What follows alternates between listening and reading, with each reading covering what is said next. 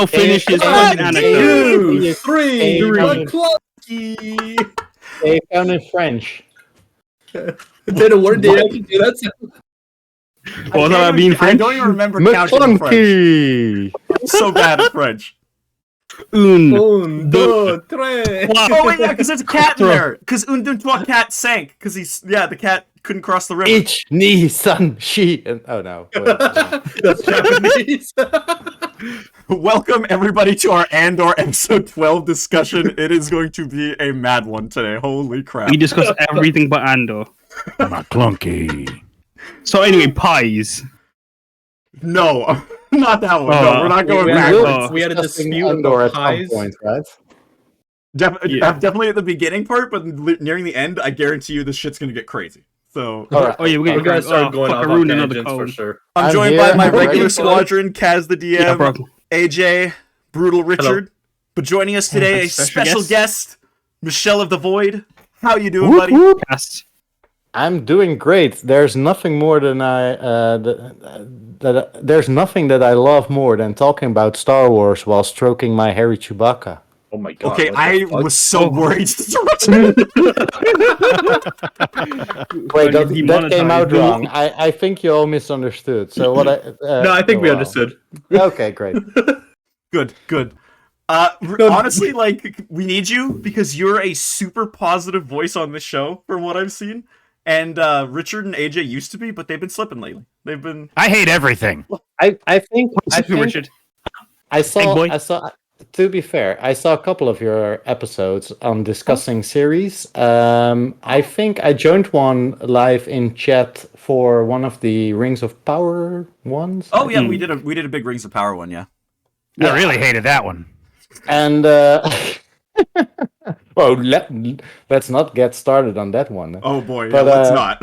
I have Yeah, not seen any of your Andor episodes, so I actually have no idea what your opinions on the show are. Should we go down the No. line then, folks? Or Okay, start with Sam. Sam, what's your with opinion? me? Oh, okay. I find the show to be pretty boring and like, for the most part. Like, it has like its good moments. Like every 3 episodes, I find like, okay, that was good, but other than that, I feel kind of bored watching it. Honestly, that's like the general take I have on it. Can we start discussing already, or should we just? You want to know everyone's opinion so we can like, start? let's start get everyone this up? else's opinion. Like, Yeah, fuck at this point. My I opinion. My was just opinion. kidding. I can't remember what fucking He's happened. sleeping. He's already sleeping. He fell Dad asleep. said to me, literally, that he's like, I ain't watching season 2. He said that. I did say that time. I You was like, did. Sam, I don't want to. I don't want to watch season 2. No, I don't want to be there haven't- for the. Oh, I should have recorded the audio. And Sam like was like, no, you got to be there, like Not because what I like if that is what paraphrasing is that the word? Is that when it's like when like you don't like It's say pronounced verbatim. Paris. said. Paris phrasing. Paris phrasing. All right, when I'm Paris phrasing Sam, he said basically I have to be there because like he needs someone to back him up. He forced you to be No, here. because you also didn't like the show, and I was like, oh, thank God I'm Yeah, not alone here. didn't like it. I thought it was fucking trash. Yeah. There was a few points it was like okay, and then like this like the last few episodes I've been vibing with it, and Sam made me think it was gonna be fucking ass. This Oh, episode man. specifically when he's like, oh, this it's is going. This is going. yeah, I haven't to be even great. we haven't even got to discussing. I'm just trying to remember like what happened because I can't like it was like I watched it like too long ago. I need to watch it like before we start streaming because like as soon as I stop watching it, gone. And Like, just I'm leaves eating that your shit brain out of- immediately. Like, it goes in one ear, I throw it out the other end because like Rip it out and throw it away. Oh. Richard? Should have been a movie. Oh, Yes. sorry. I thought you were done. no, I didn't finish. I will say like the last few episodes have been very good. Like I've been very, very good for Andor standards. Like I've enjoyed them. And like Sam made me think that this wasn't a shit episode because like he said, oh, it starts, say it that. ends. You said it ends where episode 3 ended. I'm like, oh, it's gonna be fucking sucky. Like, why It did they did. make the entire fucking movie? What did they make this entire show for? If it's gonna like start here, go through all this, then end there, like end back at fucking A. But then like I watch it, I'm like, okay, we'll this is get back kinda to good. that part. To that. Yeah, we'll get back there because I actually really liked it. I thought it was very nice. It was fun. All right, Richard. Should have been a movie. Whole thing should have been a movie. Andor is a show that exists solely to provide that sweet cash money to the Disney, Star Wars, Marvel machine. But there is a semblance of love in there. Like, I feel like some people that were involved in this show have a genuine love for Star Wars, especially the set designers. Yeah. Wow. Mm. I'm The so set- happy I'm here. Yeah. We need Oh, we'll get to the sets and stuff in a second, because I actually I was saying that to Sam. I really like the set design. The set design is Barracks. fantastic. I think that the characterization is nuts. It sucks. For the most part, I enjoy bits and pieces of this show, and I feel like I would have absolutely loved it if it were a proper movie. But as a show, it's just so up and down. Some episodes are great. This episode was great. Some episodes are like just snooze fests, though. And Mon Mothma just doesn't need to be in the show. Just point blank. Literally, like, that culminated for me in this episode so hard. Yep. Wow. Or their daughter's getting married or whatever the fuck. Who cares? I'm not going to open my mouth yet because I really want to respond to all this. but- Well, We'll save your last. Richard, are you done? Yeah, I'm done. Okay. Richard leaves. I'm out of here. I'm out of here. So like mine, I like it, but I definitely agree with like Richard's points where like there's definitely lull points where there's just moments where I'm like, it really can be condensed down to like 3 or 4 episodes, and that's it. They didn't need 12 at all. For sure. But all in all, I would give it like a solid like 7 or 8 out of 10 for the whole thing. And now Michelle, my love. And now Michelle, yeah. What do you A think?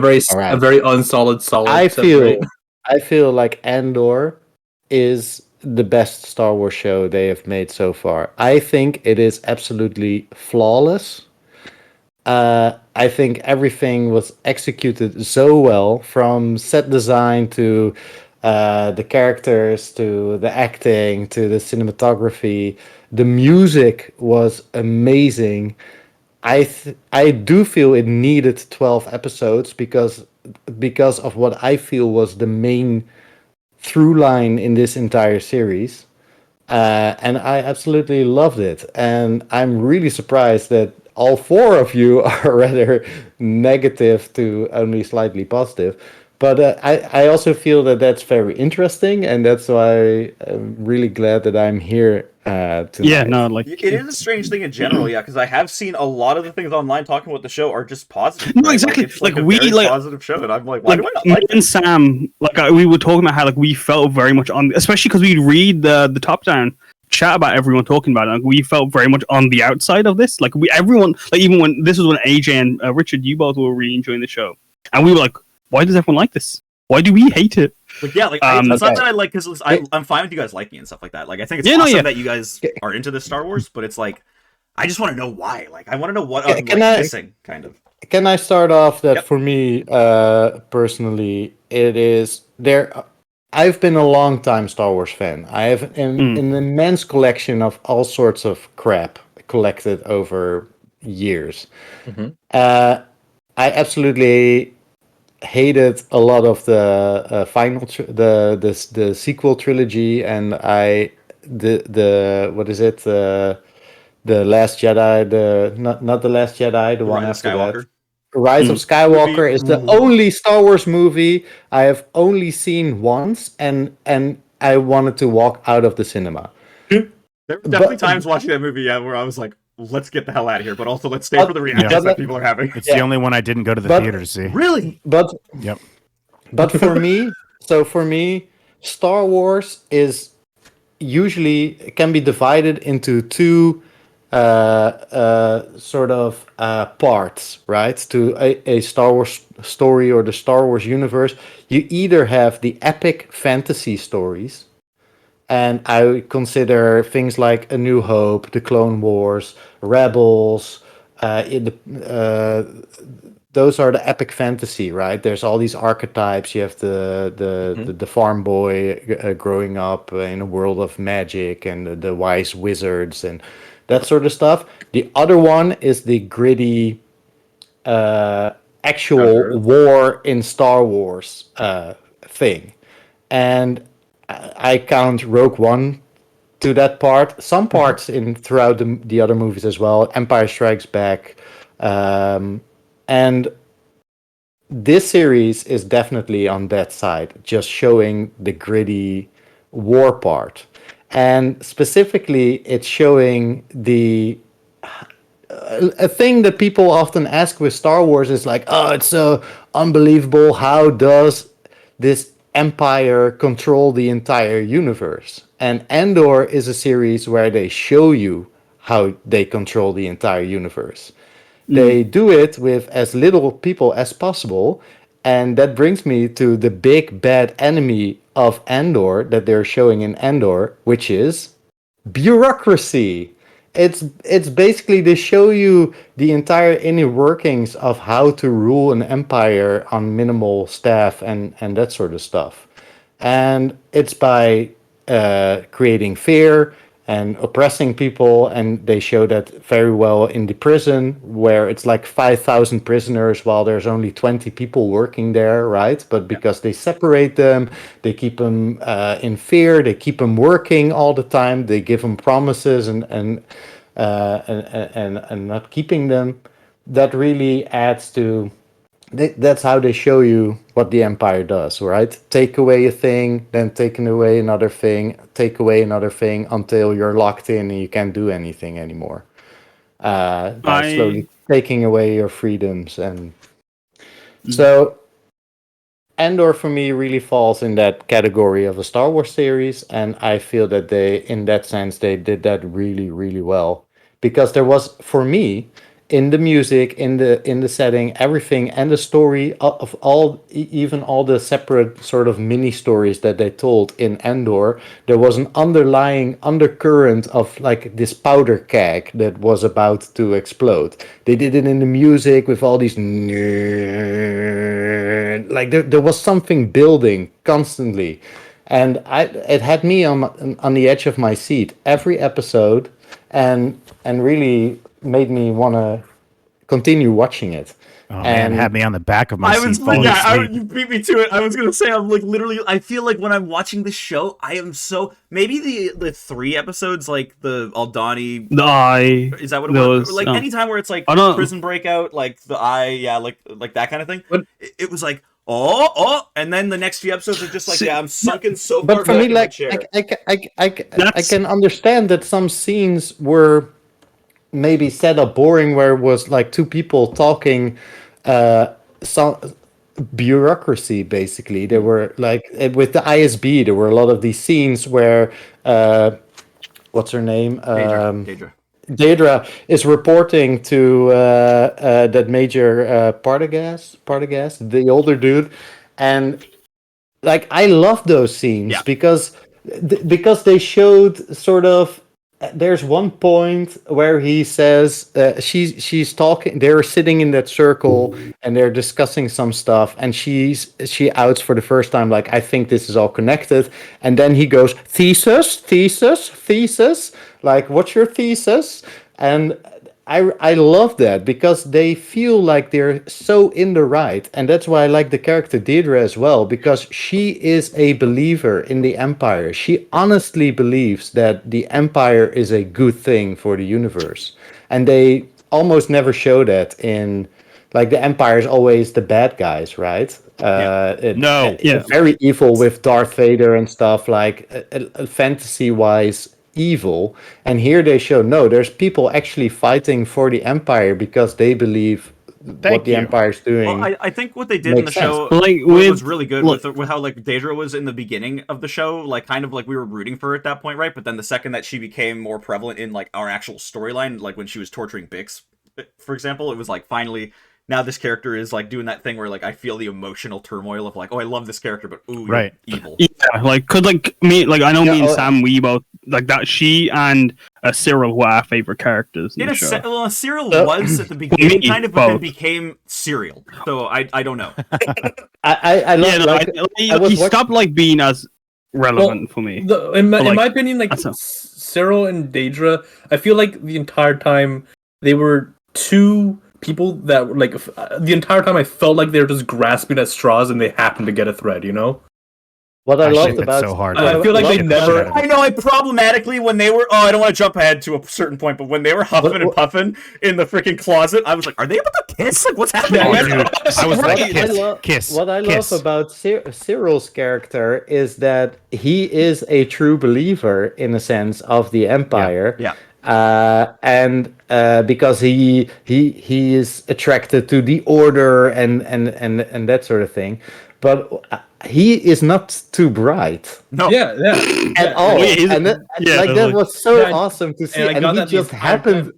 He just happened to make. He made stupid decisions, and that brought him to the right place at the right time, sort of thing, constantly. Him and his fucking partner are like the Mm. dumbest tag team duo. Which, yeah, by the way, Yeah, if you remember they- from last they- week's episode, folks, AJ did predict correctly that he would show up this week, he showed up Yeah. for no fucking reason to exchange hats. What was that about? Can someone Yeah, tell me that was what so that fu- was? Yeah, that was so great because it shows a bit of his character. Like he's constantly thinking about all these unnecessary details in Yes. his. He's almost obsessed with I love him. this order, and when you see them looking at those hats, and you can just see him go like, yeah, that hat fits better with my costume, and Yeah, I think that and the that other Cyril guy- is Cyril is a sheep that was promoted to being a wolf, and Yeah. he sucked at being a wolf, but he Yes. desperately wants that back. so And I listen- think he's one of the most engaging characters in the show. Yeah, sure. he was classic. So, and you can see this throughout the entire ISB. So, World War II is, of course, a influence on how the empire works, right? They've looked at Nazi Germany and took some elements from that. And one of them is the Gestapo, which were basically just your DMV people, right? Meaningless people that worked in government that all of a sudden got promoted to be the top dogs in these atrocious things. And you can see that with Cyril, where he's just a sheep. He is a nobody, but he throughout this and with ISB as well, they were promoted to these positions and are now in some sort of power. And they want to use that power. They don't know what they do with it. And there's I a couple of definitely- exceptions, of course, but Sorry. I definitely enjoyed Cyril a lot, a bit of the time, especially seeing how how just borderline idiotic he is most of the time. But it's completely overshadowed by him just constantly eating cereal with his fucking mom all the time. Yeah, like, I hate that's it. great That's because that for what you're me saying is showed great, how right? With these- pathetic he Mm. was. with these themes that you're saying, like there are strong themes in the show. I admit that it's really well written. It's got like all that for it. It's just that like it's too long for me, I guess. Like it just feels like it's stretched. Like it's so It could have. Yeah. I feel like Stretched, it's stretched. too. They bloated it. Is what Like it too feels like much to me. butter over bread. It's too long yeah. in the That's, wrong I think we direction. said that even. Didn't we say that For last me- Not week? enough butter for over me- bread. Yeah. For me, it was Pacing wise, for I me- think For me, it was perfect because of that underlying current of building pressure. There was a pressure building, and like you didn't know where it was going, and you knew that Yeah. something Well, was I think going the- down. There's 3 episode arcs, and Yeah. I think the 3rd episode really is what built up all the pressure, because the first 2 episodes of all 3 of these arcs, it was nothing's really happening, it's kind of boring, and then the 3rd episode is where suddenly it's just starting to build up and ramp up really fast. Where That's it's like where the I'm whole oh episode, shit, the That's whole not episode how of the third that's not episode how is your I heart is felt it. racing. yeah. That's But, not like, how the I fir- felt it. But the I 2 like- episodes, I'm it could be shortened down.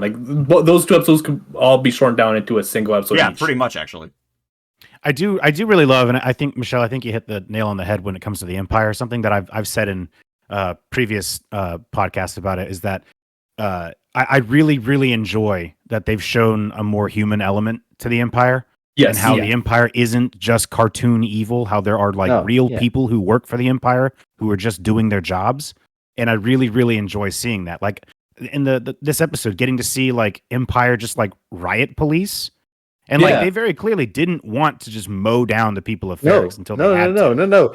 You could see it like my wife at one point said like yeah, they're just shooting people, and I was like, yeah, but it took a while before they started shooting people. Yeah, they didn't See, want but to. the theme of that came around, I loved. I think they said this last step. No, it was the prison episode or whatever. It was when they said power doesn't panic, and that was when they started to panic, right? Like, and that showed like Because they're losing power. yeah, like this showed their weakness. And I was like, see, like the themes that come around in this show are good and they attach, but like, I don't know, like.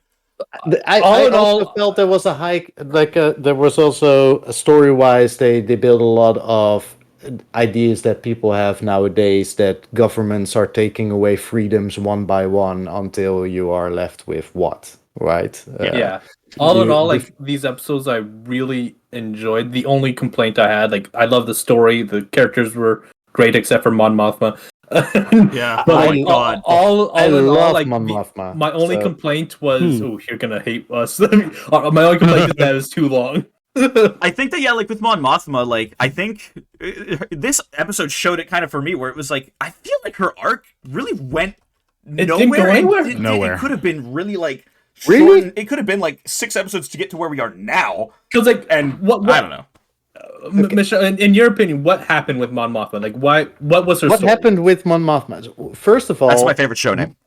So first of all, I think the two big themes of this Star Wars type story that I was talking about earlier, like the gritty war thing, often revolves around oppression and rebellion. And they showed rebellion in a lot of different ways throughout this entire series. Oppression as well, but we're focusing on rebellion now.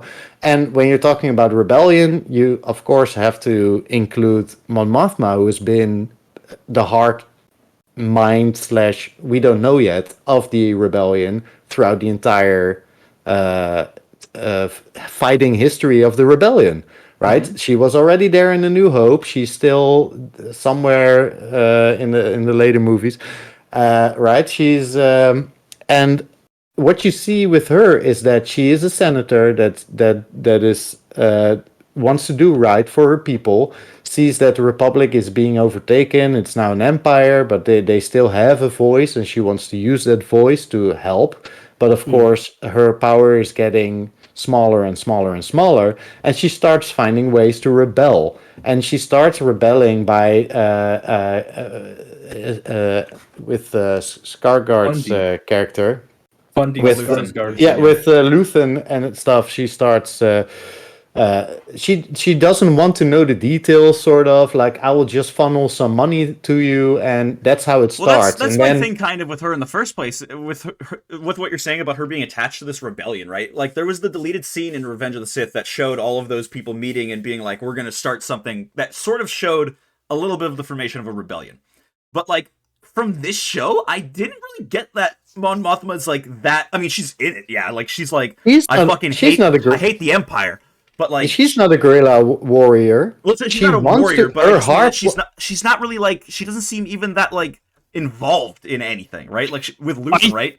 Like she's Not like, yet. With Only, Yeah, only the will to do. She wants to be able to do something. So it Then- starts with funneling Yeah. money, and then it With, gets more like- and more involved, and then she starts Can- to realize that she needs to do more. And then there's the fear of she's being found out. And then I think in the last episode, I thought it was awesome to see how devoted she is to this rebellion. So she has a part in her story is, does she give up her daughter basically to make the money problems go away?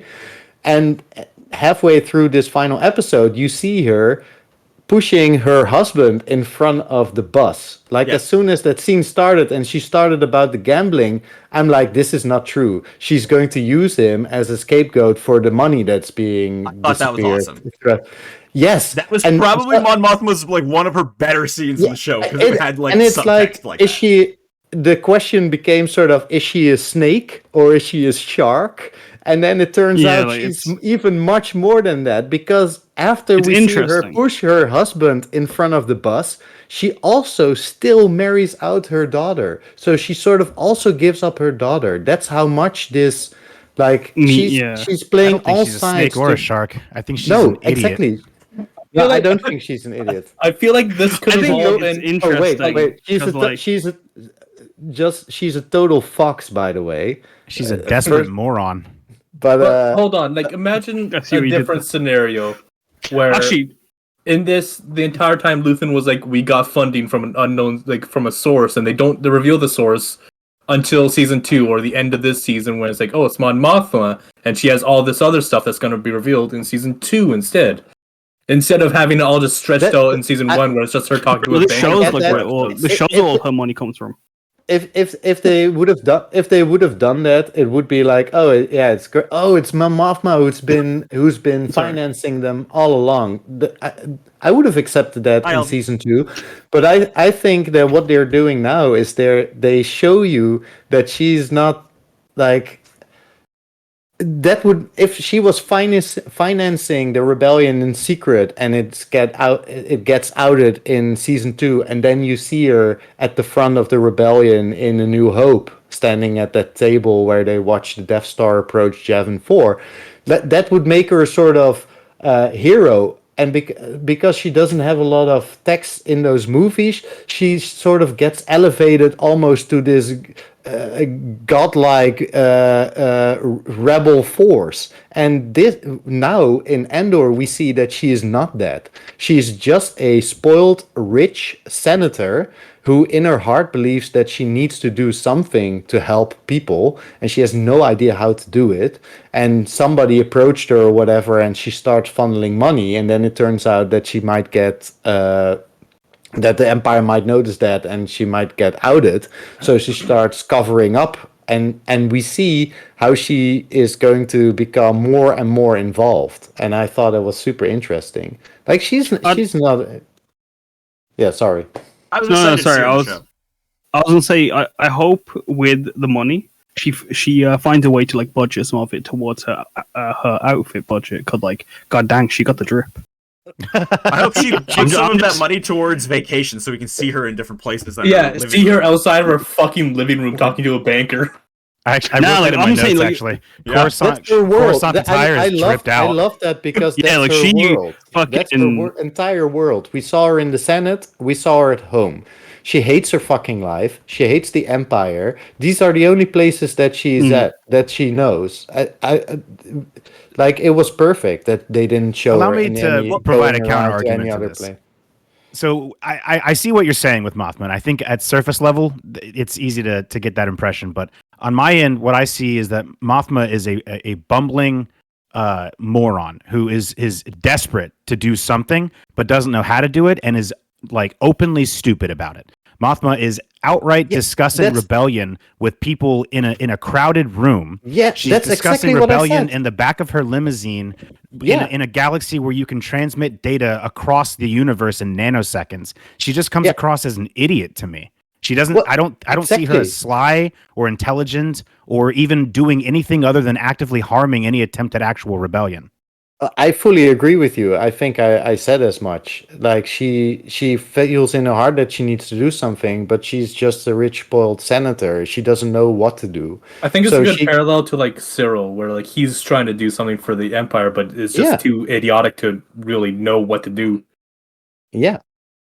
But with Mothma, we will probably find like she will sort of set into that role, and we get to watch that journey of how she is sort of this idiot about no idea how to do a rebellion and how to God, approach. I'd rather not. This is why I just like have a whole problem in general with how Disney has been handling the rebellion era in the first place, because it's always like every time we see a new project in this era, it's like, oh, like this rebellion starting. And I get that there are these cells, but it always feels like they're trying to say like this is its actual formation, and then we This see a is new how the project. rebellion- Dude, you're disrespecting Rogue One. The amount of times I've heard this, the spark of the rebellion. Yep, I have swear that in to my God. notes too. Yeah. That I've quote, seen I'm the like, rebellion start like 15 times throughout Star Wars media. I'm so sick of seeing the start of the rebellion.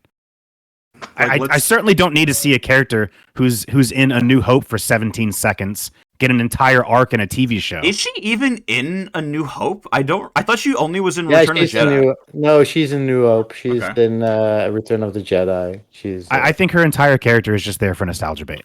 Oh, Yeah, it's Mon like, it's Mothma, just- remember? It's just like season 2 of The Mandalorian, which Mandalorian season I 1 feel I that would say is a genuinely better show than this. Agreed. I think it's the best Star Wars show. This one, Yeah. there's elements of this that I So, love, and from my perspective, Sorry, I have to respond to what you said before, that she's basically just a cameo to, and now specifically when you start talking about Mandalorian, because I thought that Andor was great with not throwing in all these side characters. They could have shown Ezra, they could have shown Hela, they could have pulled everyone together, and they didn't. They kept it with their core, while Mandalorian started What do you throwing mean? in side I characters. think I agree with what Michelle is saying, but at the same time, like then they do things where like for me there was like that dinner party thing that they were like, oh, like Sly Moore is gonna be there, and then I was like, oh, cool, we're actually gonna see like I didn't think I wanted that, right? If it's a cameo that like happens, you're like, oh, that would be cool, but then they didn't even do that, and I was like, oh, Hey, we invited Dirge to this party, guys.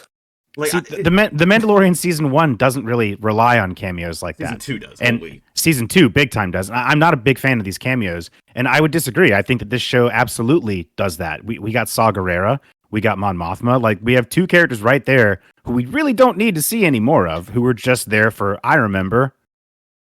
Like, don't get me wrong, I really enjoy the Saw Gerrera. I think we needed to see Saul Guerrera, because for me that's again different forms of rebellion. So you saw it. So let's take back, for example, Luthen. Luthen has been doing all these operations, right, from backstage. Right, he's been setting up all these operations, and he's been traveling to planet and planet and talking to people and talking them into doing stuff against the Empire, and he never gets involved. And you see this clearly when they're at the funeral scene in the last episode, when the speech is coming up. Marva was her name, right? Marva's speech is coming up. You can see, and the people start going like, yeah, fuck the Empire, fuck the Empire. You can see a smile start to form on his face, like, oh, I'm watching rebellion against the Empire manifesting itself in front of my eyes. This is great. Like, these people are doing what I want everyone to do. And then the moment the fighting and the explosions and the shooting starts, he's out of there. Like, he's invested in the rebellion, but not that invested, and then he's off. Like, I think this episode actually made Luthen look stupid again. Like he just was. I think Luthen was a really interesting character until this episode, where his entire objective was to go to where this whole thing is happening, and this is supposed to be like this hyper intelligent spy master, and he's just standing there with a black hood on, looking sus as fuck, for no reason. Okay, also well, like that's a visual choice to make him stand out in a crowd. I don't. You have to separate that a bit from like how the character would actually. But I think. Wait, hold on. Sorry, I really got to say this thing about this Chekhov's gun shit that this show does that pisses me off sometimes. Right. So Cyril is like. Earlier in the show, he's like, I'll remember him by his voice, right? Fucking walks right by him, and I'm sitting there going like, okay. He's gonna say something to him like, oh, sorry about that. Sorry, Andor. You know what I mean? Like, something like that. He'd be like, oh my god. That would have been some tension. Missed opportunity. Yeah. Otherwise, Luthen's entire business there just seemed pointless. Yeah, he's just there to stand around. It's pointless. Okay, so his business was not pointless to me, because he saw his world fall apart. He doesn't want to be involved directly. He wants to be in a safe space. Then why didn't he just send somebody to kill Cassian? They're not gonna see the Emperor go directly to Mustafar just because some fucking cell is falling apart. But he did send other people to assassinate Andor, but it was only at the moment where he felt like, oh shit, like it's not happening. This is too chaotic. Maybe I should check it out myself. That he went to that planet and went there to try and do it himself. I really liked the idea that Luthen didn't want to kill Andor, and that it was actually going to be whatever his assistant's name was, like her idea to do that, because that was a loose end that she thought needed to be ended. I thought that would have been a way cooler. No, I totally believe that Luthen wanted to kill Andor, because he wants to be involved from a safe space. He doesn't want to be out in the open. He doesn't want to be in the middle of the action. So the moment that veil that he's put up around himself started to fall apart, that's when he was forced to get involved and started to get involved more to try and save his safe space, as it were. But it Does just it make seems like sense? then if that were the case, that like in episode 3 he goes out and just is like, I'm out here. Oh shit, I might get like fucked, but like let's go, Andor. And I'm like, well, like what the fuck? I don't know.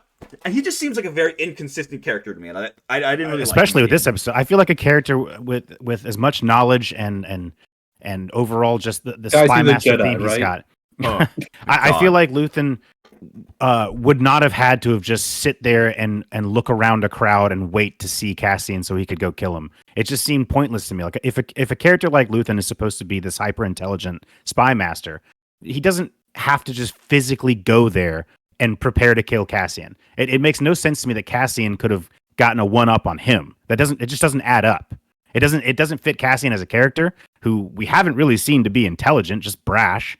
And it doesn't fit. I with don't know. Luthen's I character. think Rogue One sets him up as this assassin for the rebellion, is it not? Like Well, his first that's in the his first future, isn't it? scene is yeah, but Yeah, so we're seeing we're it build to that, witnessing but now we're witnessing now how he becomes that person because he's very good at it, apparently.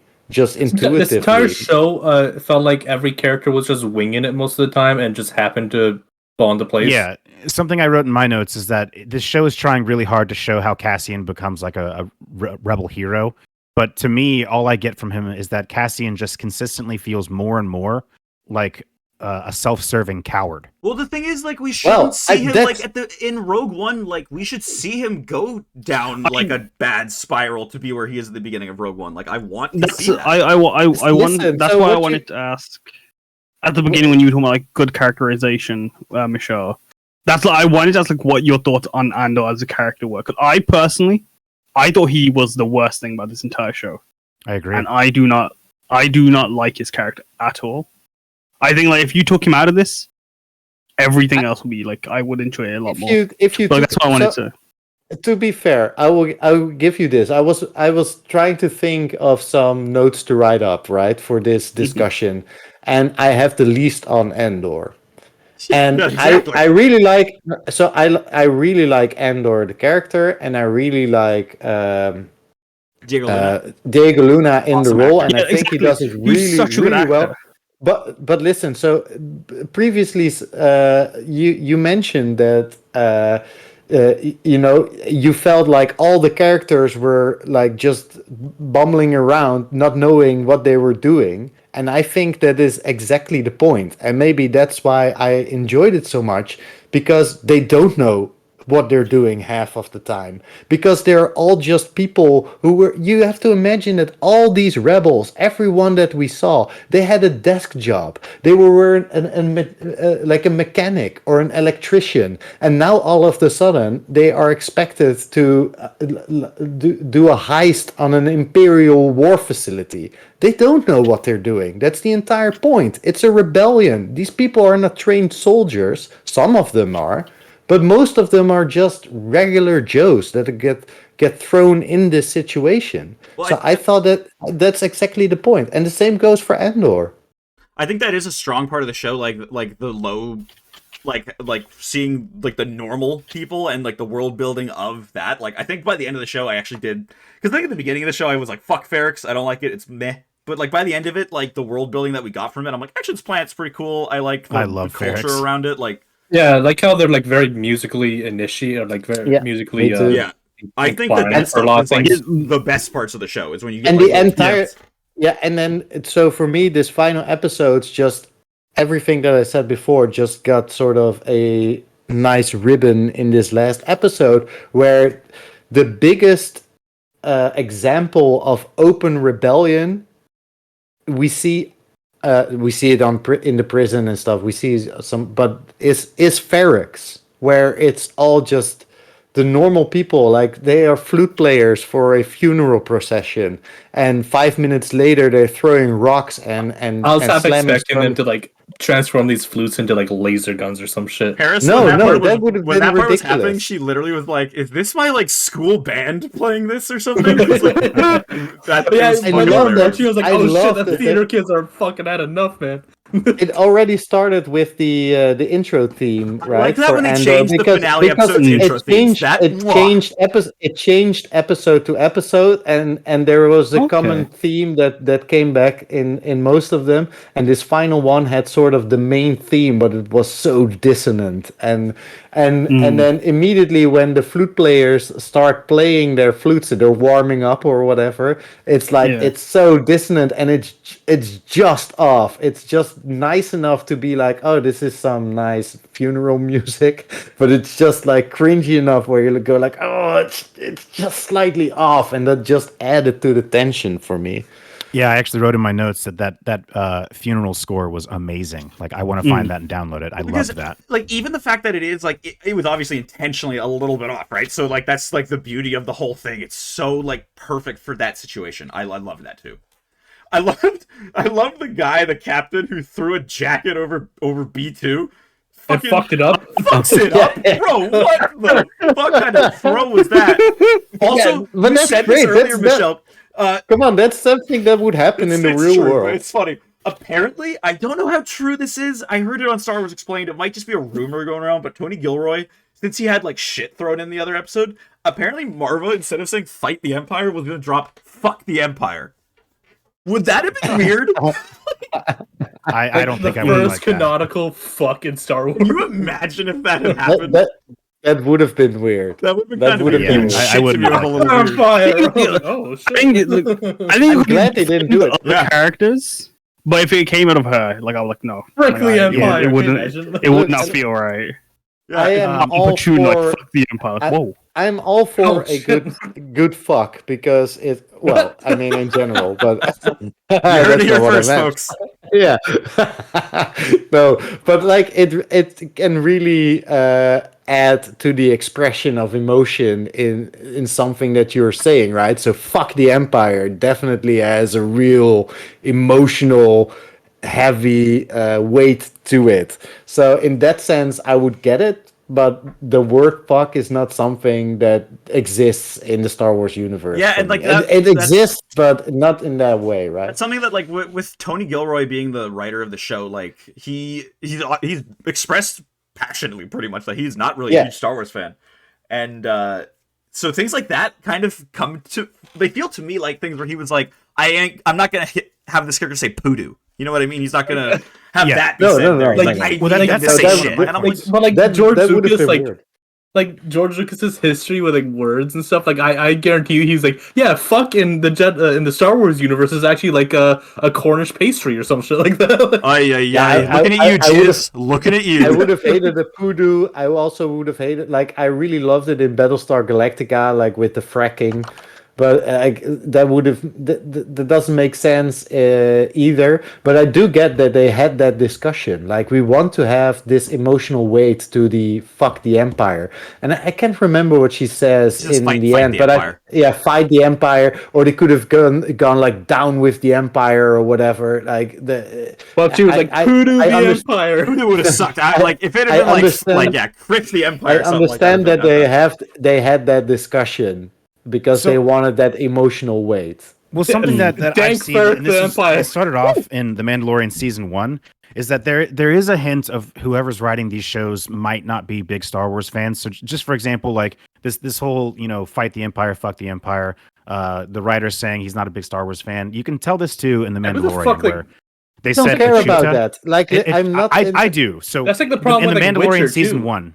They have there's a scene where the Mandalorian walks into a bar and they say "Echuta Mando," and the subtitles say like "Hello Mandalorian" or some shit like that. When Echuta is an established word in Star Wars that basically means like "fuck off." Yeah. So we hear Echuta in one of the original movies. Yeah, and so yeah, a it droid means says like, it to C-3PO, doesn't he? yeah, it means like piss Yeah. off, screw you. And then How they rude. change the meaning of it, in The Mandalorian, which No, but is I a think little detail that annoys me as someone who's little more interested in tiny the world. thing. building. Well, This I is don't think why- they could have put the subtitles. where it as, breaks "Fuck down. you, This is Mandalorian." why I hate these discussions about writers not liking or do liking stuff, because we saw this with The Witcher, we saw this with Rings of Power. These discussions pop up every time, and I think that's very unfair. Well, I'm not saying in like a bad way. Like there's a- I'm fine with him not being like a Star Wars fan because I think that's like a fresh take on Star Wars, Yeah. right? Like I'm fine Well, with that. not you have to. I mean, there's a difference between not being a big fan of the source material, but And respecting it in a certain way. And I think, like- 100% in all 12 episodes, with all the details that I've seen, all the small things, just the whole workings of the Empire, the ISB, all the hypocrisy and the bureaucracy, and like these, they definitely hit all the, like, these guys understood, for me, what this is about. And I thought, if they would have told me, like, no, these guys love the Star Wars universe, then I would have 100% believed that. And you know, I think that they've Well, fallen in love I with think it you're right through there. making it for sure. Like I think that's I disagree with the idea that the writers, should or shouldn't love the source material. The writers should love the source material. Like, However, I like- do think this show did a fine job of at least understanding Star Wars. It did Yeah. certainly did a better job of the new trilogies. Like they don't have to love it. They should respect it. Yeah. yeah, for that's sure, what I like- said. Yeah. I know. Yeah. Like I'm going off your idea here because like in the example of like The Witcher, where like the writers outright said they they hate the source material. That's where it's like, what the fuck are you doing? Like, why are you here then? Like, That's idiotic, right? yeah. Like, Well, why are you But doing I this? do- We're here to make do money feel- off of I a do product that we feel know people are for- going to want to watch. Like that's For Yeah. The Witcher, got a lot of shit for the writing, but I really loved season 2 much more than season 1. Oh my I've God, read the really? books, I've played the games, because as a TV series, that was a really good story and a really good season. And yeah, when you start pulling the books with it and the games or whatever, people go, yeah, but this doesn't make sense and this is different from the source material. But I think that those writers at that point really said, we're going to make a series that is like a standalone thing. Like, if you want to books, like you that can was, read like, the yeah, book, like right? like, there They're was not the- going away. The books are still there. And the TV series is a different medium from a television series. Same with Rings of Power. They keep saying like, oh, Tolkien would have never wrote that, blah blah blah. Why do you think? Why do you expect writers for a television series to be of the same caliber Mind. as a Tolkien? It can happen, but it won't happen most of the time because there are certain people that had a talent for this, and then writing for television series is usually done in committee. And even if the 5 of us now all love Star Wars and we're having these major discussions about these topics, and if you get 5 lovers of Star Wars together in a writing room writing for Andor, you will get those same discussions. People will be heavily opposed to one thing and others will be heavily opposed to another thing, and then everything becomes concessions. And you Boy, I understand hate this take. oh boy. This is the hottest of takes, and I hate it so bad. When you If brought were up writing when you a brought up television Rings show. of Power, Michelle, I was like, oh no. Look, I'm not Maybe even going to like- go in on Rings of Power, but I am of the mind that sure, yes, television is a different medium than cinema or than books or than comic books. But if you're writing a television show that exists within a world that is established, then you must stick with the established material. Otherwise, why do it except to make money? Yeah, I don't agree, because I'm a musician, and as a musician, you can definitely, when writing songs, be inspired by something or cover a song, and then you make it your own. Right? If you just play the same song note by note, you get the exact same song. Nobody wants that. You have the original song. So Okay, you take so- and even people like Tolkien did that with stories. Like Tolkien openly said that he took like fairy tales that he wrote that he loved, and he basically wrote fan fiction for those fairy tales, which became stories in the Lord of the Rings universe. That's just how art works. You get inspired by other things. You might want to imitate other things. You might even want to be part of a certain art form, like a music style, or do a cover of something. But you want to make it your own. And that's a super I disagree with understandable that thing for big me. time. So for me, also as a musician, I've toured the entire East Coast with my band before I started focusing on streaming and my career in that. When I am covering a song, I am paying homage to that song.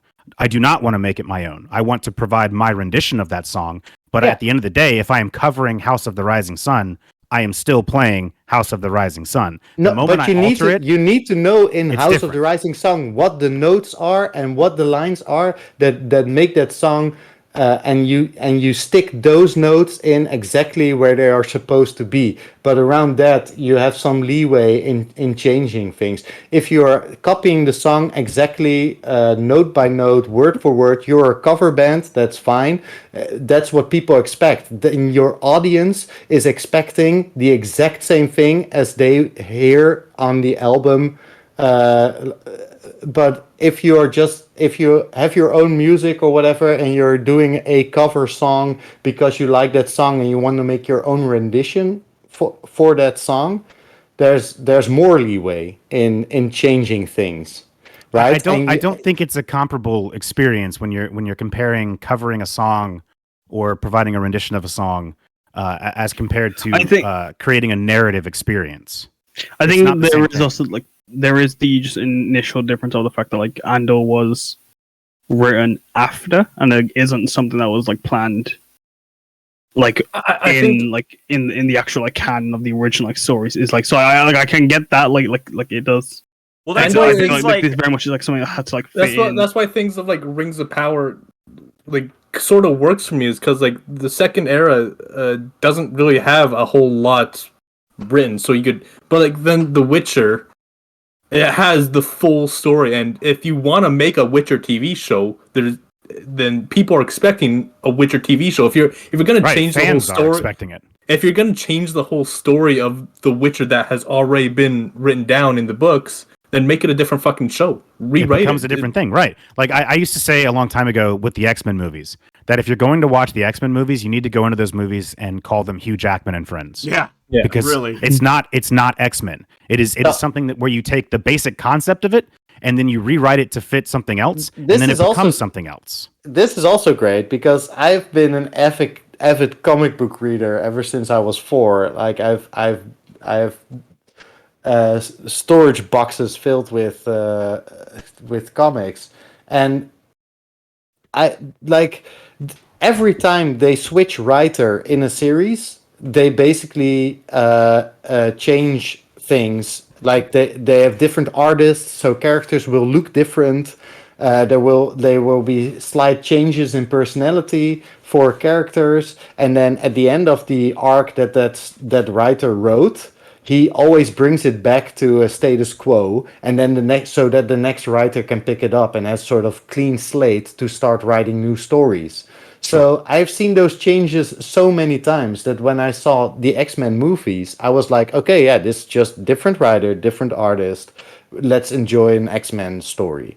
And I think for the first two that was fine. The third one I hated, but I mean that's a different discussion. But like, yeah, that's my take on that. And that's same for the cinematic Marvel Cinematic Universe.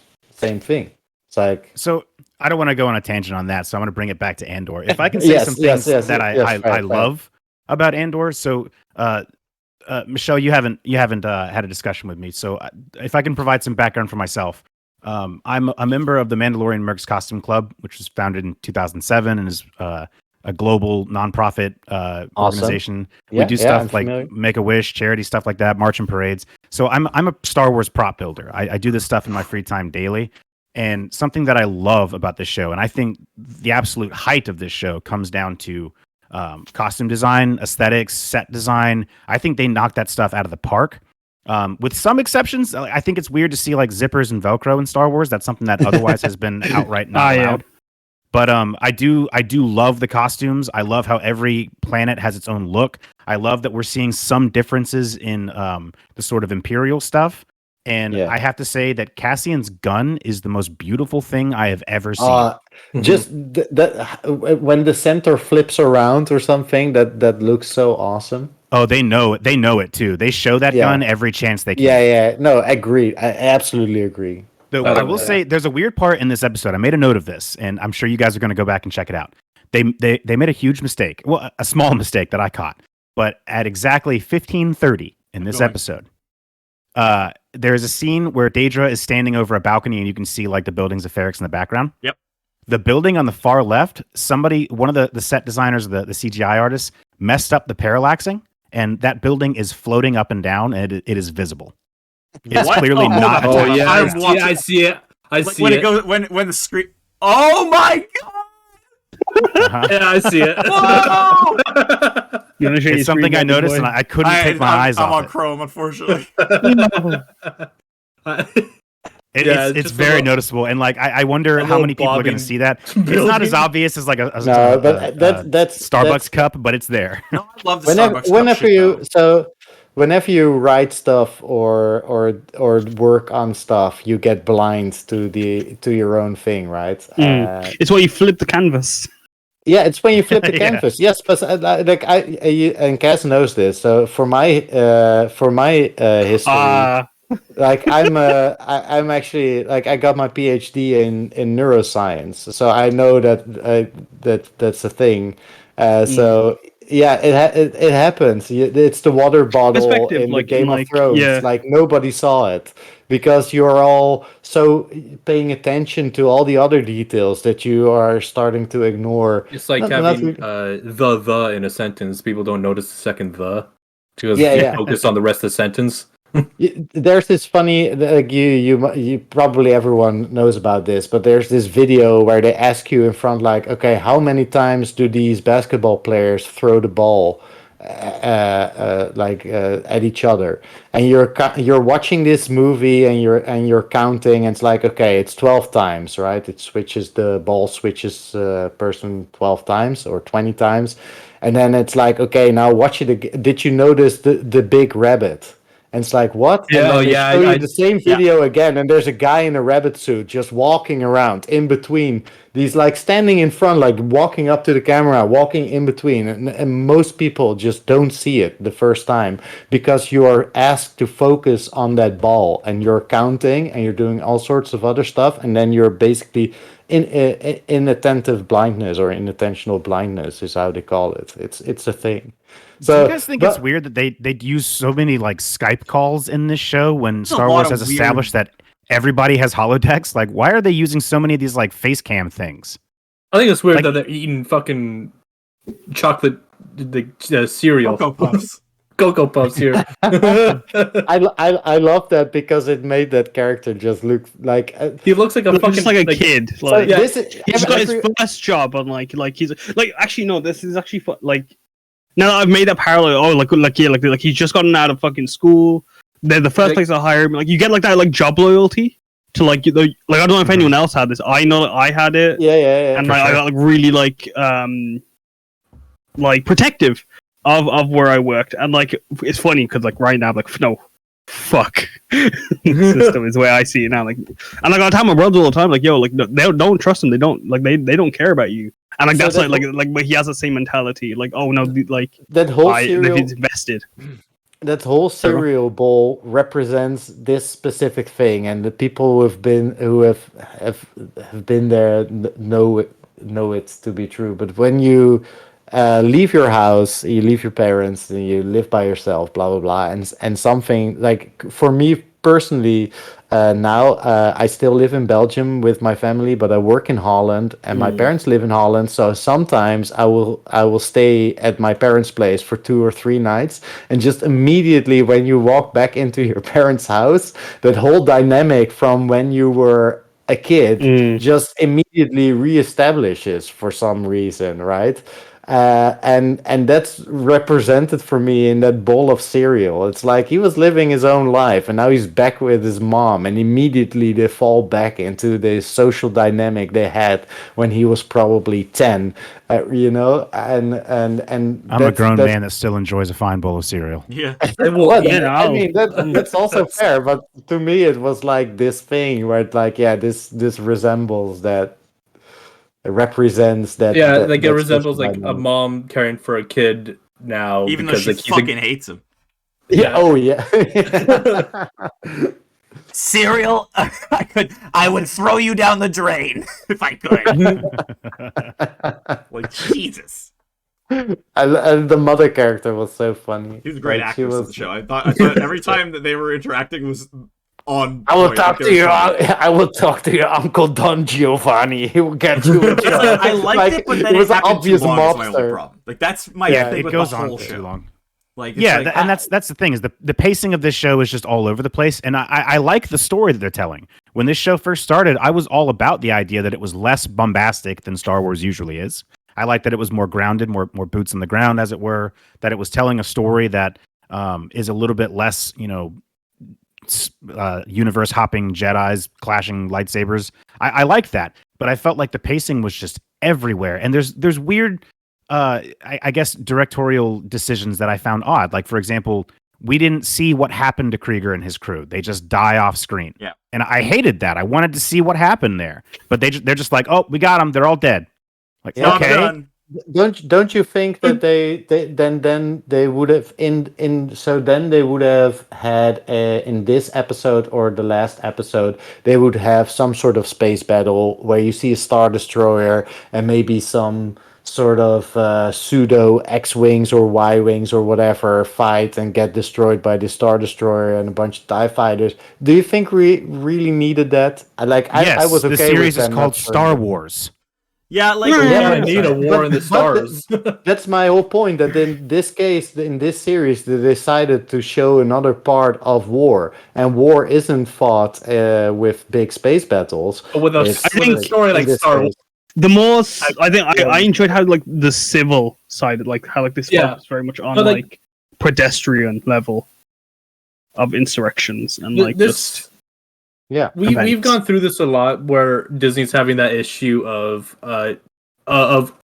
making shows that people don't really need, and this is I think one of them. Well, like Completely th- agree. Like this one is one that we could have had.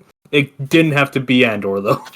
Like this could have been a story that wasn't Andor. I mean, I love personally. I love the entire like Empire. yeah, the ISB side of the stuff was of awesome. Star don't, Wars. don't get me wrong, Yeah, for that sure. was all cool, but like this didn't need like they put in Andor just because it's a name people were like, oh, And that's from a Rogue trend One. that I Oh, goddamn shit. hate in general too. That like makes sense in Marvel, but in Star Wars, I just don't like it. I don't like that we're just like Ahsoka, Andor, like this, and I'm like, don't. Because do it's that. getting the fans to like I to know. mentally register these names, being like, I know that name. No. This is something that I could enjoy because I like that character. But I mean, that's the If thing. it Is, like, means that is it though? Like, I who was get a more, fan of Cassian Andor? that's what from Rogue I was One? just gonna say that. Like, but who if it really means liked that Andor? I get more, if it means that I get more Star Wars series, I'm pretty Like, okay that's- with. but I that's just what have we fun were- with the naming conventions. That's So what we were I- saying too.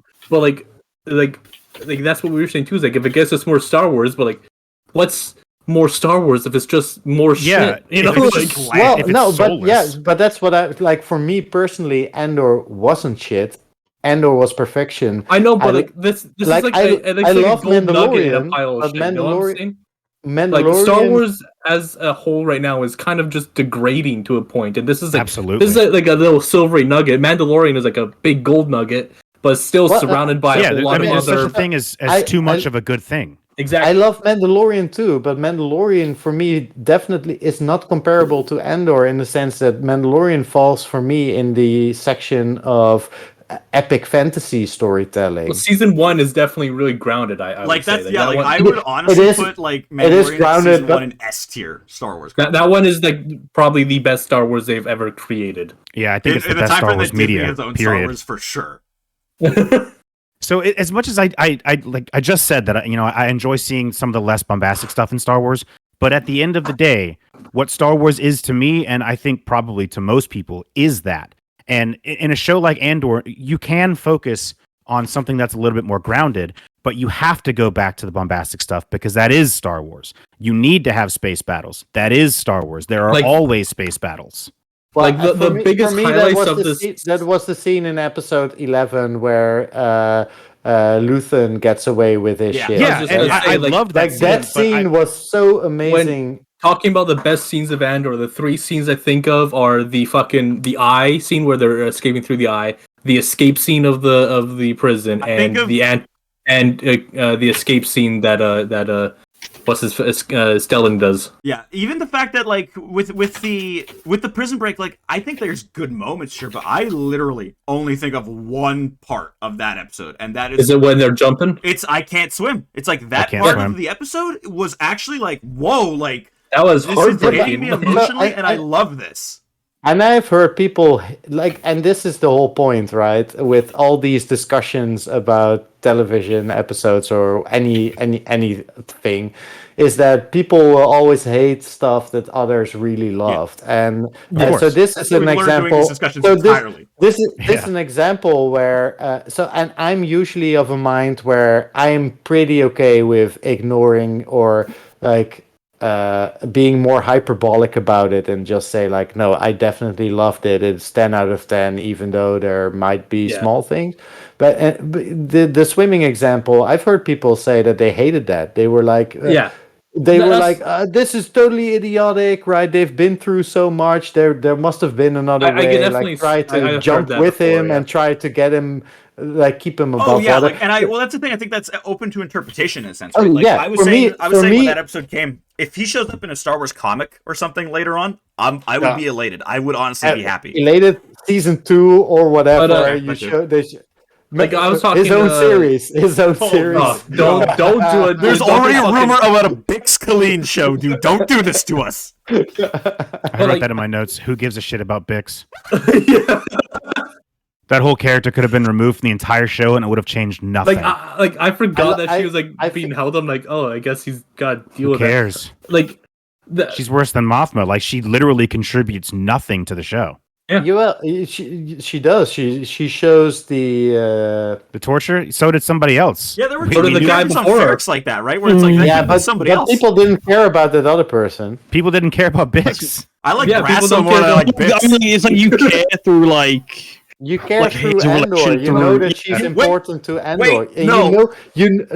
So you can't hurt Andor because everyone knows that Andor will be present for Rogue One. Yeah, so but they keep setting up all the characters around. Hold on, how cool would that have been if they did torture Andor and he survives and they're like, shit, like this is some brutal shit right now, you know? Like I take back what I said because Ferrix actually had one of the greatest characters ever on screen.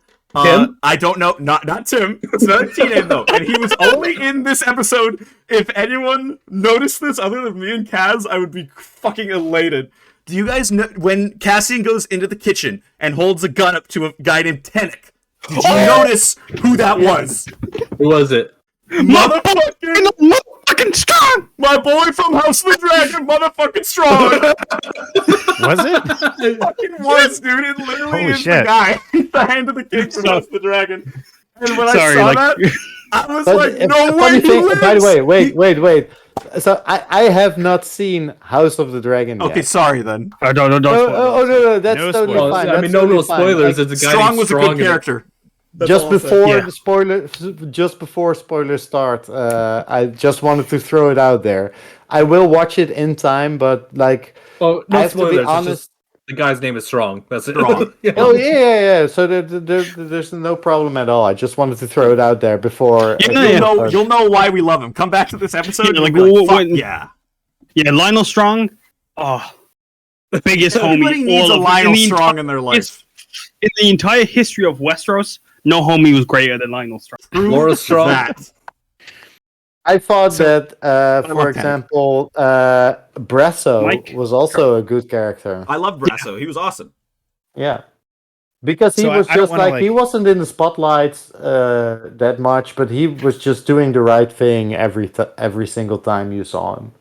Like he was taking care of business. and Andor's best friend character, like the big, Oh. the big Okay, when he had the okay. brick and just started smacking dude. When everyone. he turned around and was like, Yeah, the that was awesome. funeral Hey, stone. that's her fucking funeral Yeah. stone. He just beat Yeah, the That's exactly what she Like, wanted. Exactly, yeah, set Marvel would want they that. set it up. They set it up as this holy thing, right? And she's like, "I'm proud that somebody's carrying my funeral stone," and then it's like, bam! I love that. Like, yeah, she would have loved that. Yeah, that was a great moment. Can one of you One last guys, smack if of I the- ever put a stormtrooper helmet on, can one of you headbutt me? And I just want to see how thank actually you. effective that is. Thank So you. one I guy had that in my fucking notes. headbutting the guy? I hated that scene. I They hated always it. do that in I- Star Wars, though. People get I hated it in thrown at them, Obi-Wan. They're like, oh, We Yeah, saw the like, same this thing in guy Obi-Wan gets where the girl like headbutted. boops That's- some people on the head, and they're wearing armor. That's Like, that's Stormtroopers that are probably hurt wearing. that guy way more than the stormtrooper. that's the It's so only- stupid that's to me one to of see the- somebody headbutt a person wearing a football helmet and see how good that does. That's one of the only things that I can think of right now that was a definite flaw for me, and that was the headbutt against the stormtrooper. Where I was like, why are fuck? they wearing this armor if it's that useless? Michelle. It would have Did you knocked wa- the guy out. Did you watch Obi-Wan? Yeah. did you- Don't get me started on Obi-Wan. Did you get? Because I did not like that series. I mean, I liked it, but I did not love it as much Yeah. as I thought I would love it. Me too. That's Me fair. too. No, yeah. no, exactly. Like For it all was. the It was build that. up, for all the people involved, for all the great actors that came back to reprise roles, I just thought that series was pretty meh. I think I only- Andor is better than Obi-Wan. Obi-Wan. Yeah.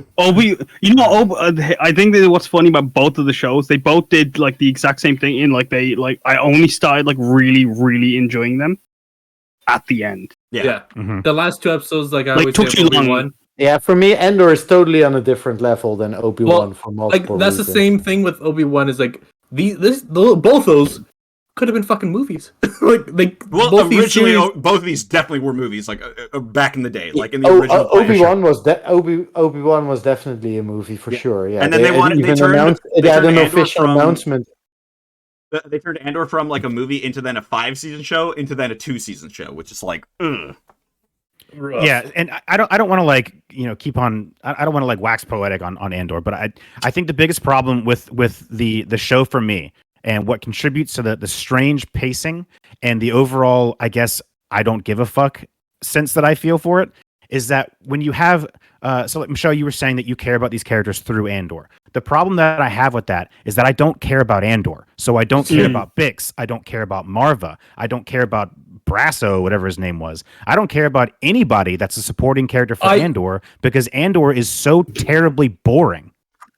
I care about Marva, but it's not because of Andor. It's because of the story that she was, or like the I sort care of about idea. her Brasso speech because was he's great. just like a wholesome guy. Like that's my Yeah, thing. He I doesn't- care about these characters outside of Andor. I didn't even know the guy's name. Yeah, I know. But Me either, it's really. Until like- this like- episode. okay, went by. Marva Scalene is one of Marva's those speech characters was where I'm great. like, who the fuck cares about Big Scalene? Right, and I wrote in my One notes of the that Diego reasons why Luna I does a cared really good about- job. Sorry, Diego Luna does a really good, or does as good of a job as possible of making me care about his mother, whom otherwise I don't give a shit about. She's barely in the show. The only good scene she had was the speech at the end. Otherwise, I don't care about her. There's zero time spent she had with an- her she had to an make me earlier- engaged in this character. Yeah, Michelle, you're She had about an to say it. earlier moment where she has the conversation with Andor about her that she's getting older and she's getting that fuck the entire fuck everything. Well, she had sort that. One of the attitude, greatest and- lines in the entire season for me also Yeah, was the fact that like Andor was like, "I'm gonna be worried about you all the time." She's like, "That's love." Like I thought that was awesome. yeah. True. Yeah, Like- that scene was great. Also, the scene where they show her saving she basically kidnapping young Andor. Yeah. Yeah. On this, because All of that she felt has really weird to me now in hindsight too. By the way, all the She has the no flashback stuff. context or whatever. It's like, oh, there's a kid on this ship. Better take him. It's like she doesn't ask him like, where's your family? Where's your I'm parents? just on this planet. Stop. I hadn't even considered that. She's That's another thing. A gotta dropped take this storyline. kid. Her, Oh my god, yeah. He's looking for his sister, but that's totally just forgot. a completely dropped storyline. Yep. Is that gonna be Completely picked up in pointless. season 2? Like, We don't know. Who cares? See exactly like that's what I was saying. Like why would they show it so early in the fucking story? It's like remember when I was saying it was like the White Walkers in Game of Thrones? So they show you them in episode 1, but this ain't the White Walkers because fucking is shit. It's his sister. I'm like, I don't give a shit. One explanation for the sister might be that at one point he has a conversation somewhere where someone is basically telling him like, "Yeah, your sister, she's long gone. Like she's dead. She's Okay, well, like, but then fuck it show out of the that. show. And Fuck it out. No, okay, yeah, Yeah. but so I feel like the moment he stopped searching for his sister is the moment where he also got more invested in this rebellion, with also reading or listening, as we learned. There's like I an don't think audiobook Cassian version. was ever audiobook invested in version That reading. next of goddamn the- manifesto that finally See, got a little bit of a shout. After like Rogue One, when spoiler alert, Andor dies, there's gonna be like a girl that Andor knew, and he's gonna be like, "This is my son, Cassian Andor." Fuck off. I will say I love setup and payoff, and I'm so glad Come that on, in the post-credit Sam. scene we got to see what they were building in the Did you prison. not like that in the movie? Okay, I was actually gonna ask that. Like, did anyone? Don't even start with me, AJ. I heard what you just said. That I kind of didn't. I don't know how to talk about it. Anyway, I was actually gonna ask if y'all catch the after credit scene because I didn't originally. But Mhm. Oh yeah, I it caught was I caught whatever. It was like, who cares? Like, it sure was Oh, a confirmation I of what we like it. suspected. You know, spoiler alert: his parts are going to the giant fucking space rather- station.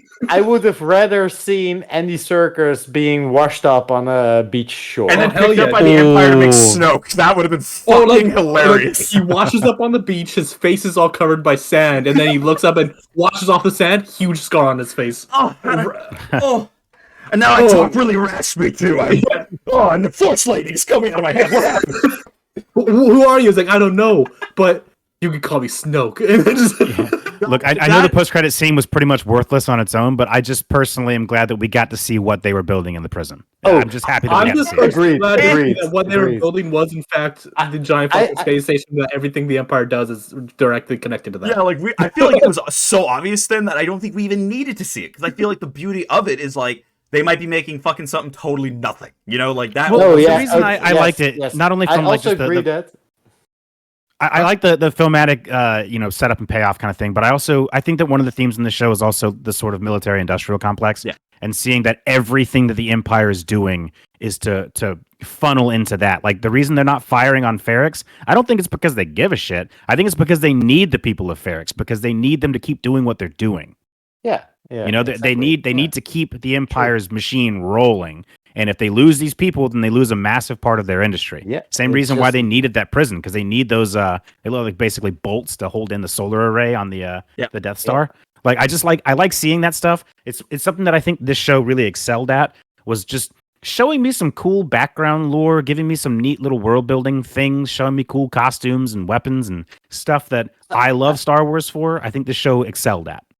I have a question for all of you. What Yo. did you think they were making? Like I had an idea Hey. while I was watching. I think know it was the Death exactly Star what- thing. I thought the Death Star stuff. It was three options: just- Death Star 1, Death Star 2, or the Star Killer base. Okay. This is funny because like I thought they would just do menial fucking shit Yeah, for like no fucking reason. I threw that out I there because I was think like, what Star Wars explained Yeah. even threw it out there that they might be making something and then sending it to one of the other towers to then like disassemble it and make something else. You know what I Yeah. mean? Like No, that would have been yeah, no way. That's not It's bad. horrifying. So that's Star the Wars two- wouldn't be Star Wars if everything wasn't connected. Yeah. One was indeed that we would see that it was totally meaningless what they were doing. The other one, the first one that I thought was just because of the shape of the thing they were making. I thought it was some sort of connecting element of a TIE fighter wing. Yeah, at that's first. exactly what I So, thought. Yeah. Yeah, so I thought that, okay, they set them up to basically build TIE fighters and just fuel the whole war machine. So either, like, both options were mentioned by you as well. Like, either it was totally meaningless or it was just adding to the war machine. Yeah. I love, and I hope you guys notice this because I'm assuming you guys might be computer nerds, but I love that the beginning they're selling CPU heat sinks for 500 credits. Oh yeah, okay, Yeah. that part of the show. Okay. Like they didn't even bother disguising those. Those were just straight up like AMD heat Yeah, sinks. yeah. They're just like spraying the dust out of it. And they're like, "Oh, these will get us 500 credits." Like, okay, you could have like glued something onto it though. Like, come on, man. Well, it's the same. That's the same thing with the AK-47s. Oh my god. Yeah, I'm yeah. It's s- this the whole only show thing- is just so inconsistent because like the I just said difference that the between armor design Star is so Wars good and and real life than is that. sticking like a fucking bottle on top of it or Like, something. Mhm. I never noticed I never noticed those guns. they were the first thing I noticed in that scene. I literally like Same. my but eye like, went laser to the line fucking focus on sun. it. I was like, I'm not That's an like AK-47. I just don't. I have no experience, or only through movies with real world guns. Yeah. So for me, it's Yeah. like it's So in Star Wars prop design, they're called greeblies. So when you're to when make you anything go- in Star Wars, you grab a real life thing and you attach That's- greeblies to it. That's a And Lego. that's something they it's- didn't do there. Yeah, like, I remember my friend telling me that like that was a Lego thing, like Greebling, where like you add like because like he was the one who had like the that stuff. Falcon, Yep. the massive Millennium Falcon. It's like there's a bunch of Greebling to like add like all these little details. Yeah, it's super important in Star Wars prop design in general to like take a real life thing and glue trash to it and paint it over. And there are some moments of inconsistencies in this show, like the CPU heat sinks or the AK-47s, where it's like, did you guys just like get lazy? Like, I guess for them, they're probably thinking like it's going to be in one scene. yeah, like the So reality of it they is like just it's didn't always bother. been like that, right? Like in Empire Strikes Back, so the guy's running away with the Camptono or whatever, like, and it's like that's just like an ice Yeah. cream machine or whatever. Like that's Oh, literally Exactly. You, Yeah. you know what? One of the first uses I got out of the internet when it was still like you need to attach the cable and then you get the whole you know, and Richard, you were you have a starting up. contender. Yeah, it's like you. One of the first things was like Contender for what? Being old? Yeah, that's what I'm saying. I'm 38, by the way. But I had like pages and pages filled with things that were spotted in Star Wars movies. Like there's a bunch of asteroid scenes where there's just a bunch of potatoes, and you can literally, Yeah. of course, like I knew the stormtrooper that bunks his head against the door in Oh, A New Hope. Best fucking thing in the world. Once you see it, you can't unsee it anymore. gives me It's like, emotional- It's so obvious that you don't understand how you ever See, missed it. I love that scene. I've always loved it. I hate how when Lucas remastered it, how they added a bonk to that scene. Yeah. That's I'm sorry, I love that- it. I'm a big that- fan of that. Yeah. They enhanced it, I think, didn't they? Because it was in there originally, wasn't it? It was always there, but it was just a background thing. In the Yeah. remasters, there's like an audible like bonk. No. But I mean, Yeah, like, I yeah, thought that there they was made like a it- they bonk did like it for- in the original, No, but it's just like no, super originally enhanced. No, they added Really? they added the sound Wow, effect. then that is kind for of stupid, comedic- but whatever. Yeah, they added the sound effect for comedic effect, but like a lot of changes in the. There were some changes that I was really excited about to see in the changed versions of the original movies, and there were also a bunch. Oh yeah, that I dude, the didn't care Cantina for, song. I loved going into tattoo, or I loved going into Mos Eisley and seeing Yes. 30 million goddamn CGI extra scenes. Holy. Well, I love that when I was watching it for the first time. I love that. I also love that where the battle for Yavin, you actually see a sort of actual army for the rebel. It's not 3 X-wings and 2 Y-wings. It's like a whole bunch of them, Yeah. and there's probably a lot of fighting. So I loved, but I think they did it best in The Empire Strikes Back.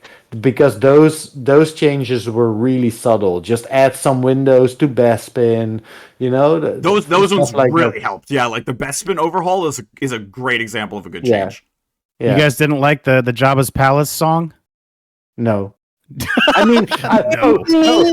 That actually I do kind of like. That's one of those stupid pulpy Star Wars things I I like. watched it in the cinema. I must have been, I don't know, like 10 or whatever, or 12 maybe. I have no idea. But so yeah, at that time I really loved that song. In hindsight, I was like, "Oh, where's the original one?" That's Yeah. something that I've actually seen a lot of people complaining about with this show is that they're missing a lot of like the pulpy stuff from Star Wars, like the goofy shit. Yeah, No. like I think that like there's a time and a place for it.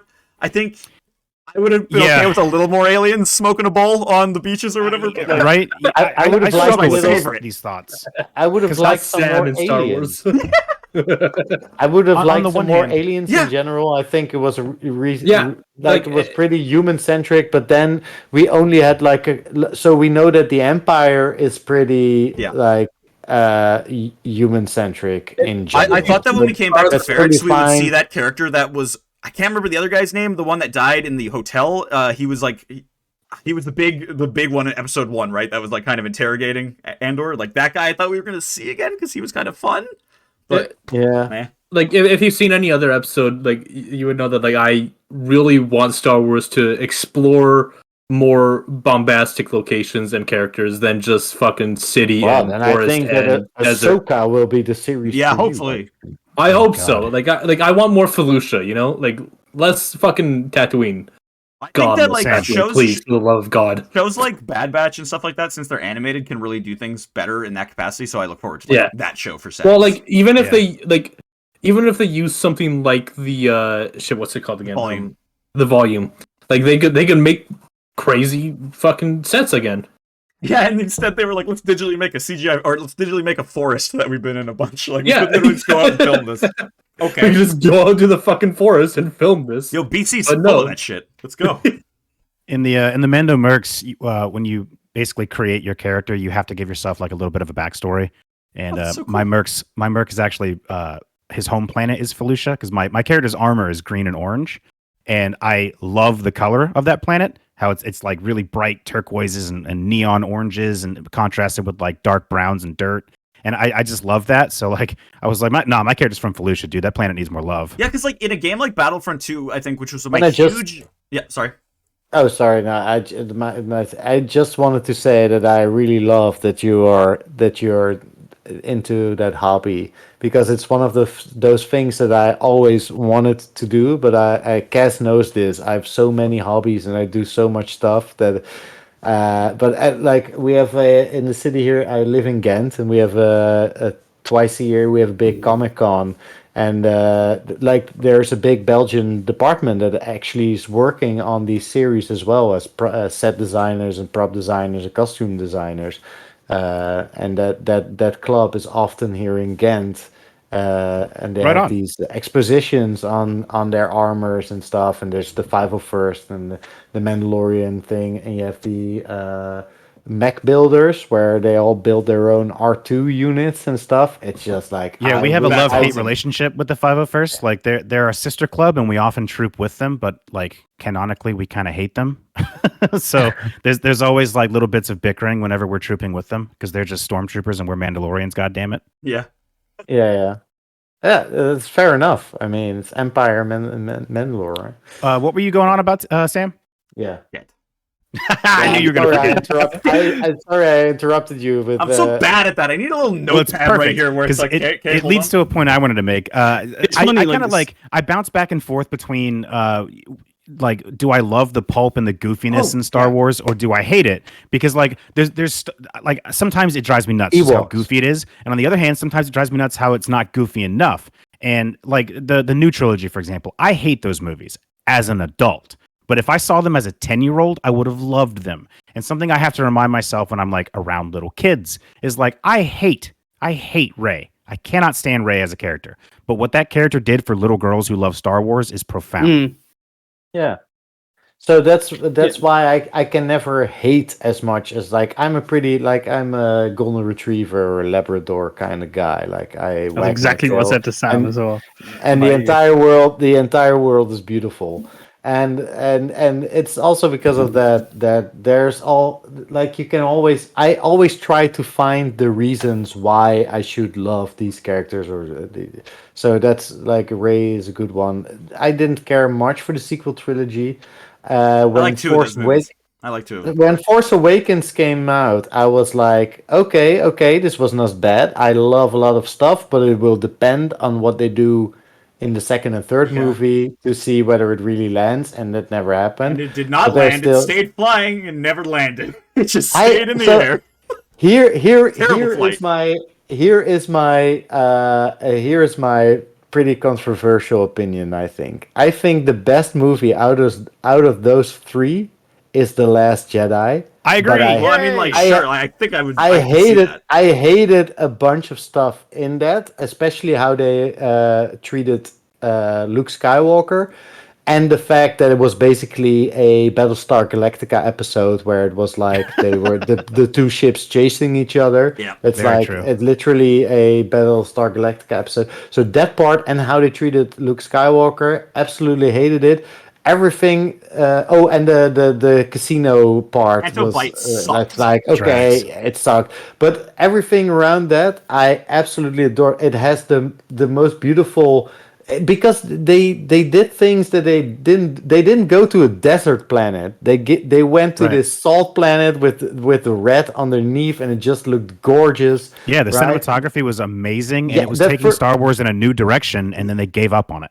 The bombers got so much hate. That first scene where they have the slow ass bombers approaching that, but like for me, I was at the edge of my seat. Like I wasn't thinking about like, oh, we already see Y wings and B wings. They're much faster. We've seen TIE bombers. We know there's faster bombers in the universe. I've never understood why that gets so much hate either. Like this is a Well, universe where people that's fight with the swords. reason, the reason, yes, exactly. The reason that I just mentioned is why people hate it. But that's not like I couldn't. It's like no, they had those ships at that point in time. They didn't have anything, and like the same with the hyperspace scene where they shoot the starship through light speed Yeah. or hyperspace through the fleet, through the enemy fleet. First of all, absolutely gorgeously shot. I That was looked- very caught up in the moment. Jaw dropping. So when that happened, amazing. I was like, "Fuck yeah!" the music, the sound, like they dropped away all the sound. There was a silence to it, and it just looked. And then afterwards, people and like I don't want to.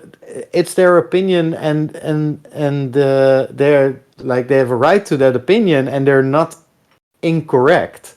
Is where they go like, well, if they could have done that, why don't they send the X-wing into hyperspace to destroy an entire fleet or Destroy the Death Star? Yeah, exactly. It's like, yeah, sure, okay, but that wasn't the point. They showed us something new, something exciting. It looked great. It sounded great. It was super awesome, right? And but you'll I think have there's that also like a lore reason too. Like it's very simple to explain why the Republic doesn't, or not the Republic, the Rebel Alliance doesn't just do that, and it's because it's not cost effective.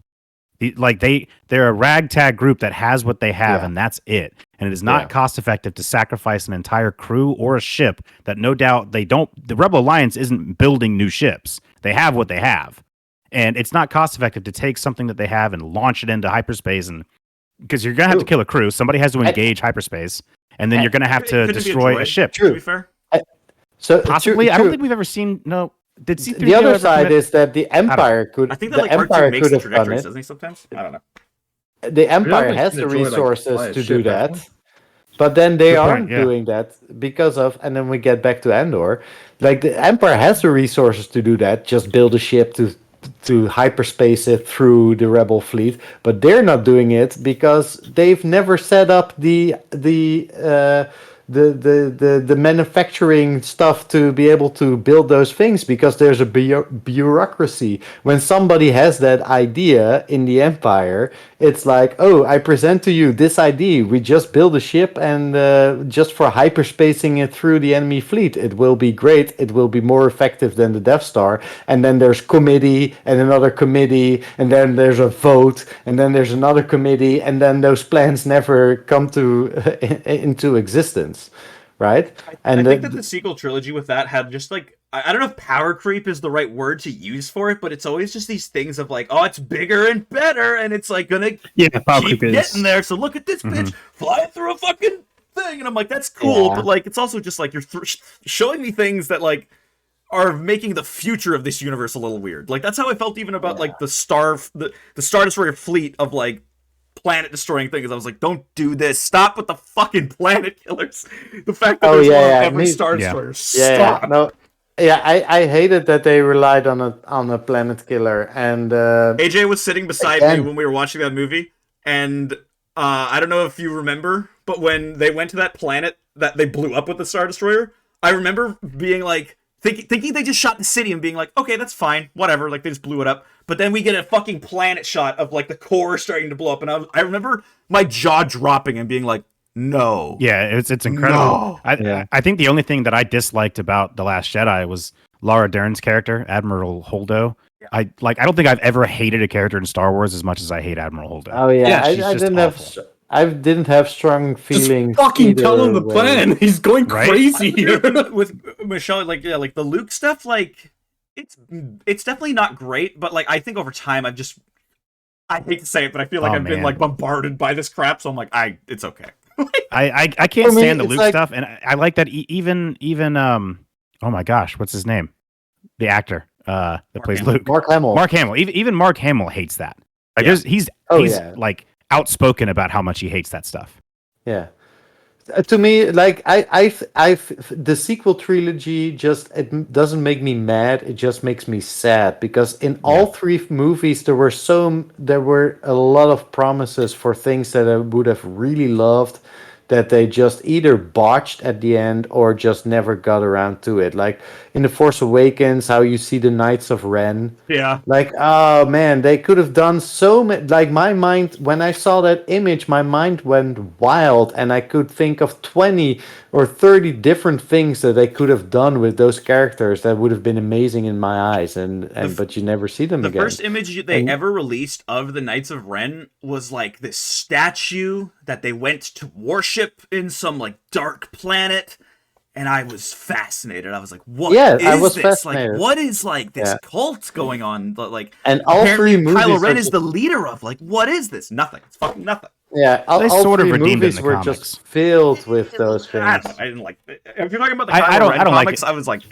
about it. They go over the Knights of Ren and they redeem it to the best that they possibly could have, given how broken that the new trilogy is. They at least did something with it. Yeah, I'm not. But I'm those, not I think even those movies are interested. just sad.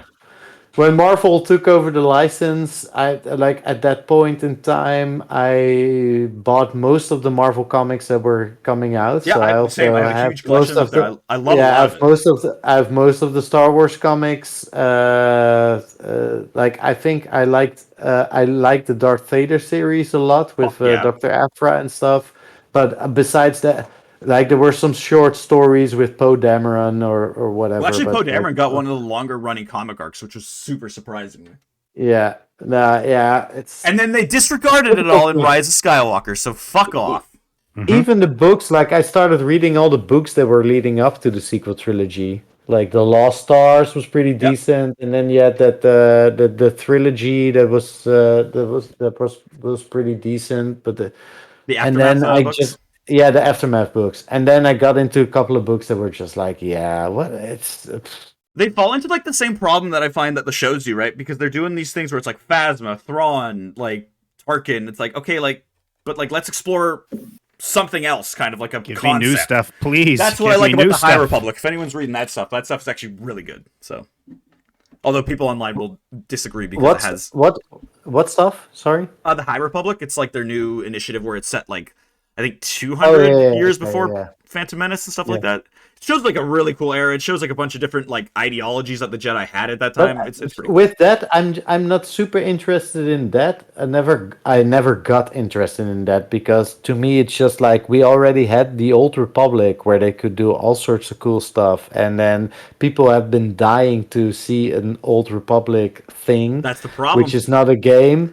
And then it's like, no, we're not. And then they gave you this new thing, which is not the Old Republic. Well, because they know that tackling the Old Republic is so like because I think that Star Wars fans like they love the movie, sure, but a lot of Star Wars fans are here because of the Old Republic and like Revan and shit like that, where they're like, oh, I love those games. Like this is my Star Wars. I want to see Old Republic. So they know that if they go into that era, I'm of the mind that like people. I'm old. I like the Star Wars movies. I got into the movies because of the original trilogy. Yeah. But at the end of the day, like the Old Republic series I was playing that game at a very pivotal moment in my life, and I like if they mess up the Old Republic I will lose faith in Star Wars completely. That's why they like are so. That's the issue with agree, it. Yeah, like, agree. But like for me, the first Star Wars media or the first Star Wars thing I had outside of the original trilogy was the Zahn books, the Timothy The Zahn Death books. Troopers. No, just the trilogy of Heir to the Empire. Oh, and, sorry. Oh, gotcha, You know, gotcha. I thought you were saying zombies. The Thrawn, where Thrawn was basically the major bad guy, and Yeah. I'm super glad that they reintroduced Thrawn because I thought Same. it was a great character. But Can we Uh, can we touch on the Death Troopers real quick? oh Okay. yeah. Let's go back to Andor. Okay, so I'm Andor, sensing you that get action for fucking 1 second before Andor jumps and Yeah. shoots him in the face. Sorry, that's it. Yeah, they did Almost nothing by to the accident. Death Troopers, who are supposed to be the absolute best of all the troopers. And on top of that, this is a minor nitpick for me, just as like a prop guy. Their armor looked great, but like something in Rogue One that they did, and they intentionally did this, was they cast the guys that played the Death Troopers. They intentionally cast men who were incredibly tall and skinny. And in this show, you see the Death Troopers, and they're like little eye bit level taller with than Deckard. normal stormtroopers, and it's like, wait, what? Like this is a Aren't thing a that you bit guys short set to up. be a Death Trooper. It's just kind of odd to me. Like if you're gonna put Death Troopers in things, have them do stuff. Like we didn't even get to hear their like iconic voices. Well, like not to bring that up in a sense, but like Death Troopers, ever since they've been introduced, have had that problem. Where in Rogue One they were badass, and then they were in like Rebels and they spoke. That was the big problem for me. That like Right. it was like, why did you take away their like why did you take That's that? part of their lore too. Like it's part of the lore for the Death Troopers is that they literally have their own language that only Right. they know. I love And it they removed that in Rogue- Rebels, and it's like, what? What? That's cool. I didn't even think it was that they. So I didn't know it was a separate language. I thought they just had this scrambling That's what I thought. Yeah. thing around their voice, and then they would pick it up with some tech thing. They would be able to pick it up and understand. Yeah, that's pretty but much what it is. nobody It's like an outside of that encryption is. thing that changes Yeah. their thing, but like it is effectively like a language that only they get. Yeah, Like, okay. Yeah, fair. It's not like a literal language, but it is. Yeah. They are speaking in a way that only they hear and only Yeah. they understand. You Even other scanned. stormtroopers don't get it. And I thought that was a really cool thing to add to them, and Yeah. I don't understand why they take it away.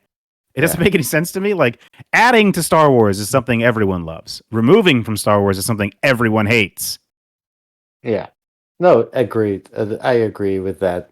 That But, for me, that's a minor detail that I didn't even realize until you just now said it. Right? Yeah, So that's the stuff that I like those are laser things focus on. that didn't bother me while watching the series because I was focused on other things.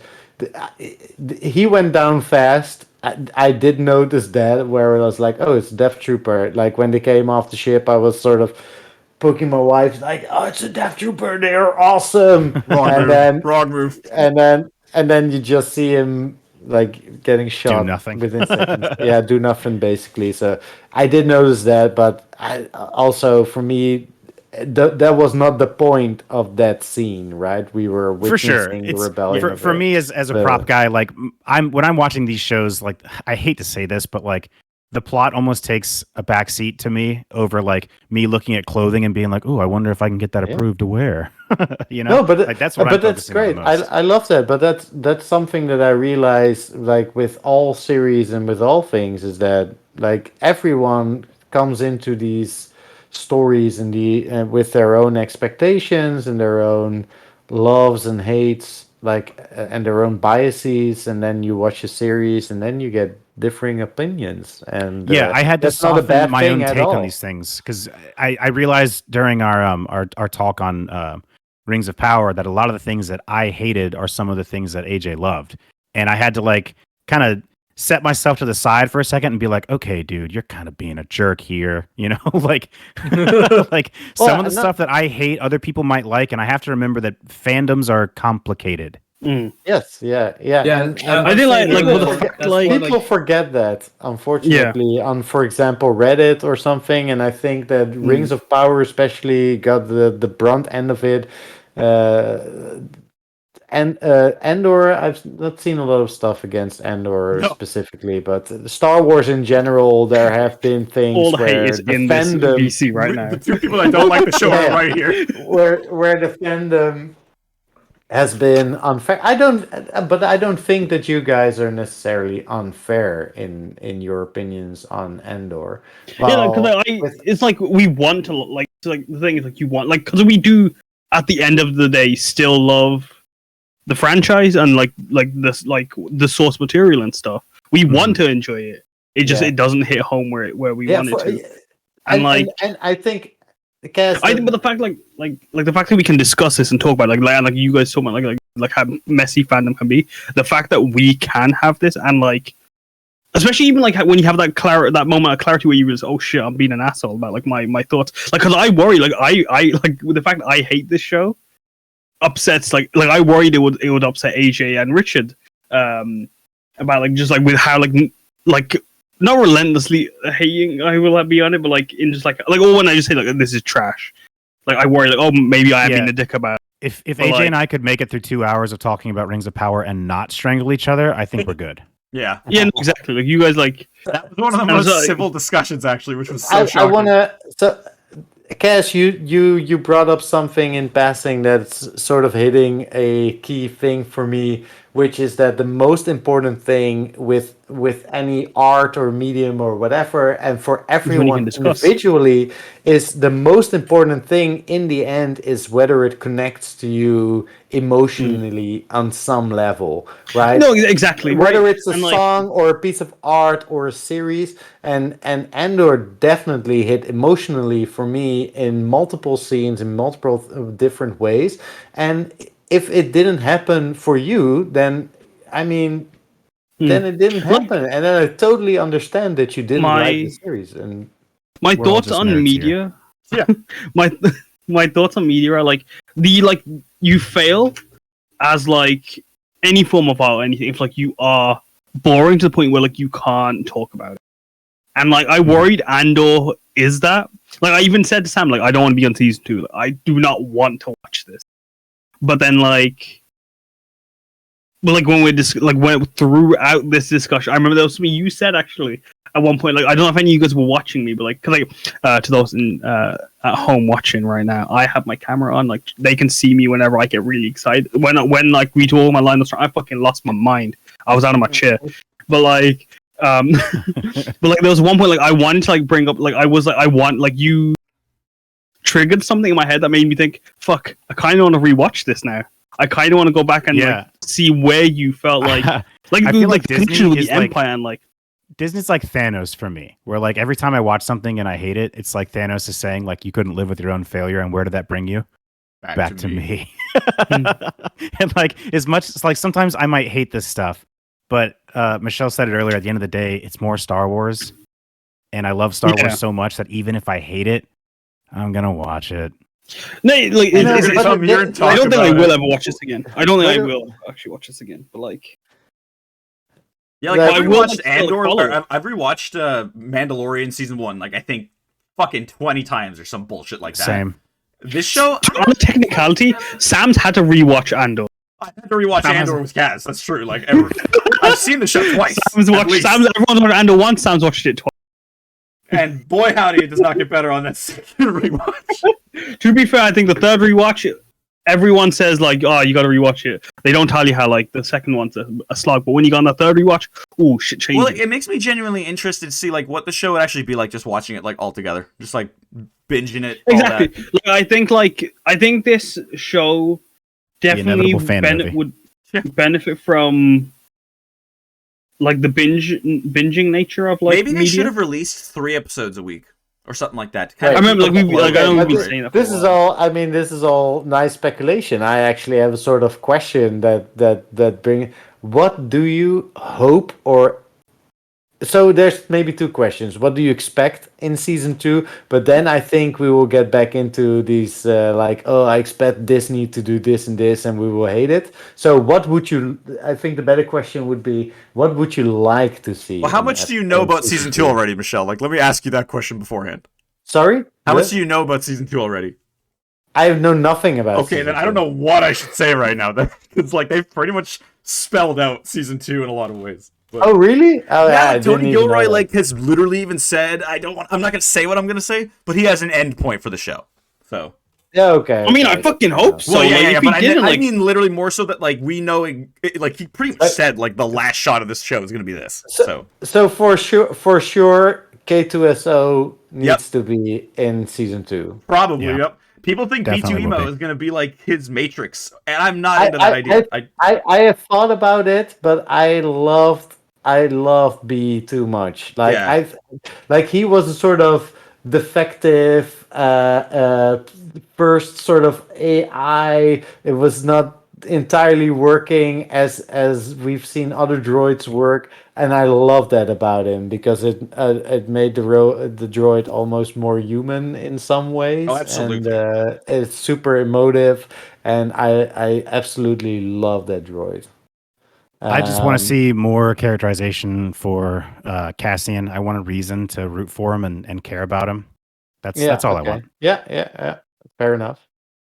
Oh, by the way, the whole B using B as a sort of starting point for K2SO, they've already done that, and I didn't like it when they did it, particular at that point as well. But they did it in Which other project are you Solo, talking about? in Solo, where with they had yeah. with the Oh, droid right, becoming yeah. the startup point for the Millennium kinda whack. Falcon. It's like, yeah, I'm Like, Dudes, apparently I the have Millennium to I have Falcon to has- wrap it up here. I've got to go ahead and start my own stream. So I'm gonna have to. I gotta beat it. We're 2 hours in, and I don't have Yeah, a whole yeah. lot much else to say about it. Yeah, I was anymore. pretty much gonna say we can start wrapping it up here pretty much. So. That, yeah, I think wrapping it up with the whole what do you expect for season 2? So I give Andor like a solid like 7 out of 10. I enjoyed a lot of the show, but I also didn't enjoy some of the slower moments. But I'll still watch season 2. I I'll give definitely Andor watch it. a 10 out of 10. I absolutely loved it, and I'm super excited to see what they're going to do with season 2 because I have not read anything on what they're going to do with season 2. So Yeah, I mean, like, especially knowing that the show was going to be 5 seasons and now 2, it's like that was a Diego Luna and Tony Gilroy decision apparently. So, like, I think it'll wrap up. Yeah, I think he was tired of fucking Andor. That's kind of what they said. They were like, we do not want to do this for 10 years. So, imagine. No. I don't want to imagine. I would. But that actually kind of segues. Yeah, I would rather watch Andor. I just want to say, you guys get your last thoughts on that. I think that like it's making it saying like we're making 5 seasons for Andor without having an idea is always a bit weird. It's a bit freaking like, what are you doing? Like, that's a really big commitment to a show that I don't know how many people are actually like. Unless you're doing like Game of Thrones, where it's like, okay, we have 10 books, so we'll make 10 seasons, for example, then it makes sense that you make claims about how many seasons your series is going to be. If you're just writing it as you go, and it doesn't make sense to scream out how many seasons it's going to be anyway. So don't care about that. Too premature, in my opinion, for sure. Yeah. But yeah, I mean, like, pretty much, I guess the next thing that we're gonna be talking about on McClunky Squadron will be Black Panther at one point. Me, Dan, and AJ have all seen it. I don't know when Till is going to see it. Richard's going to wait until it's on streaming. So, Richard, you're probably not going to be on that one. I'll be on Wakanda Forever to with see you guys. Black Panther. I have to admit that I haven't seen the movie yet. I saw that first trailer, and I thought they did the whole Chadwick Boseman thing so beautifully, in that I actually like tears were streaming down my face while I was watching that trailer. Talking about things that hit emotionally, that trailer definitely was it. It comes across, like, not to spoil things necessarily, but it comes across in the movie a lot. Like, it's a fucking emotional ride. It's a big so I was hoping, like, if the movie can extract the same emotion that I got from the trailer, then I'm in. Then I would love to see that. But yeah. Then after that, I think. Oh, I'm gonna make a little joke here, Richard. You have to stay for this last little second. Sorry, because Richard's never heard of Willow. Has anyone else here heard of Willow? Yeah, Willow yeah, Smith. Willow. So you know Willow, okay? Of course I know Willow. Yeah. So freaking Richard's like, Willow? What the fuck is Willow? I'm like, well, let's get Well, into the like, show. no, Are it's we like the talking character about is Willow funny. on this channel, people? Will Smith Warwick You're talking about Will Davis, Smith, right? Wicked the Ewok. No, we're Wicked talking about the Ewok- fucking- Wicked the Oh. Ewok. Sorry, that's who I was thinking of. Sorry. So, Never 'cause, heard See, of exactly. I ain't got a fucking clue Willow is about getting Willow, a man. TV show on Disney Plus, so I mean, like, I was like, oh, we could maybe talk about that, but I also don't have enough stake in Willow in general. I think if you've ever seen the movie Fanboys, like that, there's a scene where they go into like this vault of things, and one of the things in there is from Willow, and the guy's like, oh, it's from Willow. Nobody? And it's like, yeah, like that's the embodiment I feel of that franchise. I've seen that movie a bunch of times, but like in between age 6 and 10. So I don't recall a lot of it, but just certain images. Time to do And a I rewatch. knew that I knew that I loved that movie then, but I've never rewatched it. Like the last time I seen it, I was perhaps 10 or something. All right, let's wrap this up. Yeah, and then the next thing we're going to be talking about probably is Bad Batch, I think is coming, and then Mandalorian. So we'll be back into like I'll be probably pretty positive about Bad Batch. I fucking love that show. So Before we finish up as well, but like, yeah, if that's if you everything, would like to leave, Richard, Richard, feel free to leave. Yeah, like you can do say. you want to shout yourself out, Richard? Yeah, shout yourself Say out. anything? I can hear this. I can hear this out. I'm not leaving until I say McClunky. Ah, God. Oh dear. do you want to write into you? Because like we could, like, if you want to set, we can. That's true, we could do set that. rules. Nah, it's gonna. I have like 10 minutes before I've got Guys, that set up. All right. I have to admit that I totally forgot that we're actually live streaming. I was just totally caught up in this conversation. We're just vibing. That's what we try to do. Yeah. here. We try to have Yeah. fun. That's what we It's- try to it emulate. It's does- just talking, it does feel like we're just hanging out though. Like it does feel like sometimes like I'm about to throw hands with Sam, but like that's how it feels all the time. Hell, I thought we were on the same team, bro. Same with our friendship. No, exactly. Team, team, team. Same team.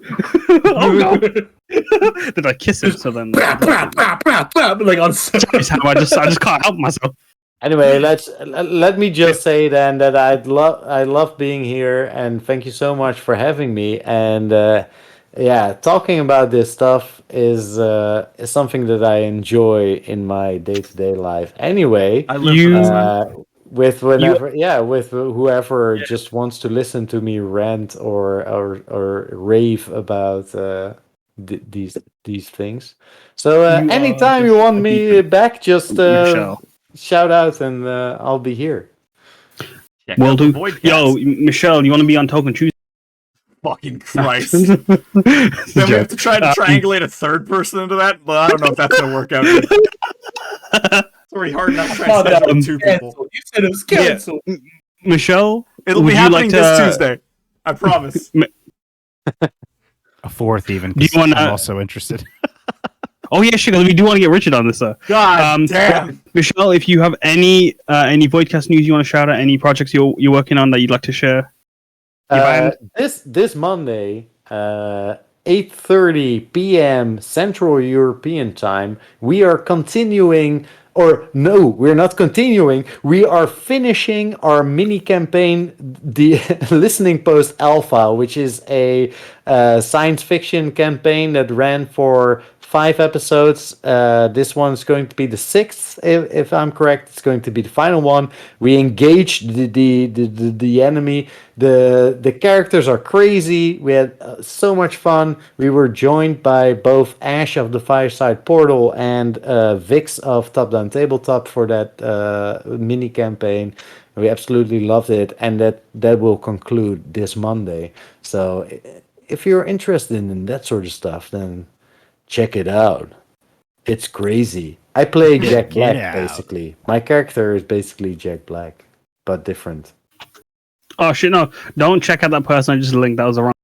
Nice. Jesus, Cam. I actually my thumb slipped. Oh my god! I remember you shouting out to Voidcast during Yeah, one of the Voidcast. Yeah, like, yeah, the Kids on Bike stream. It's like Voidcast is also a thing. We're Voidcast Live. Yeah, there we are.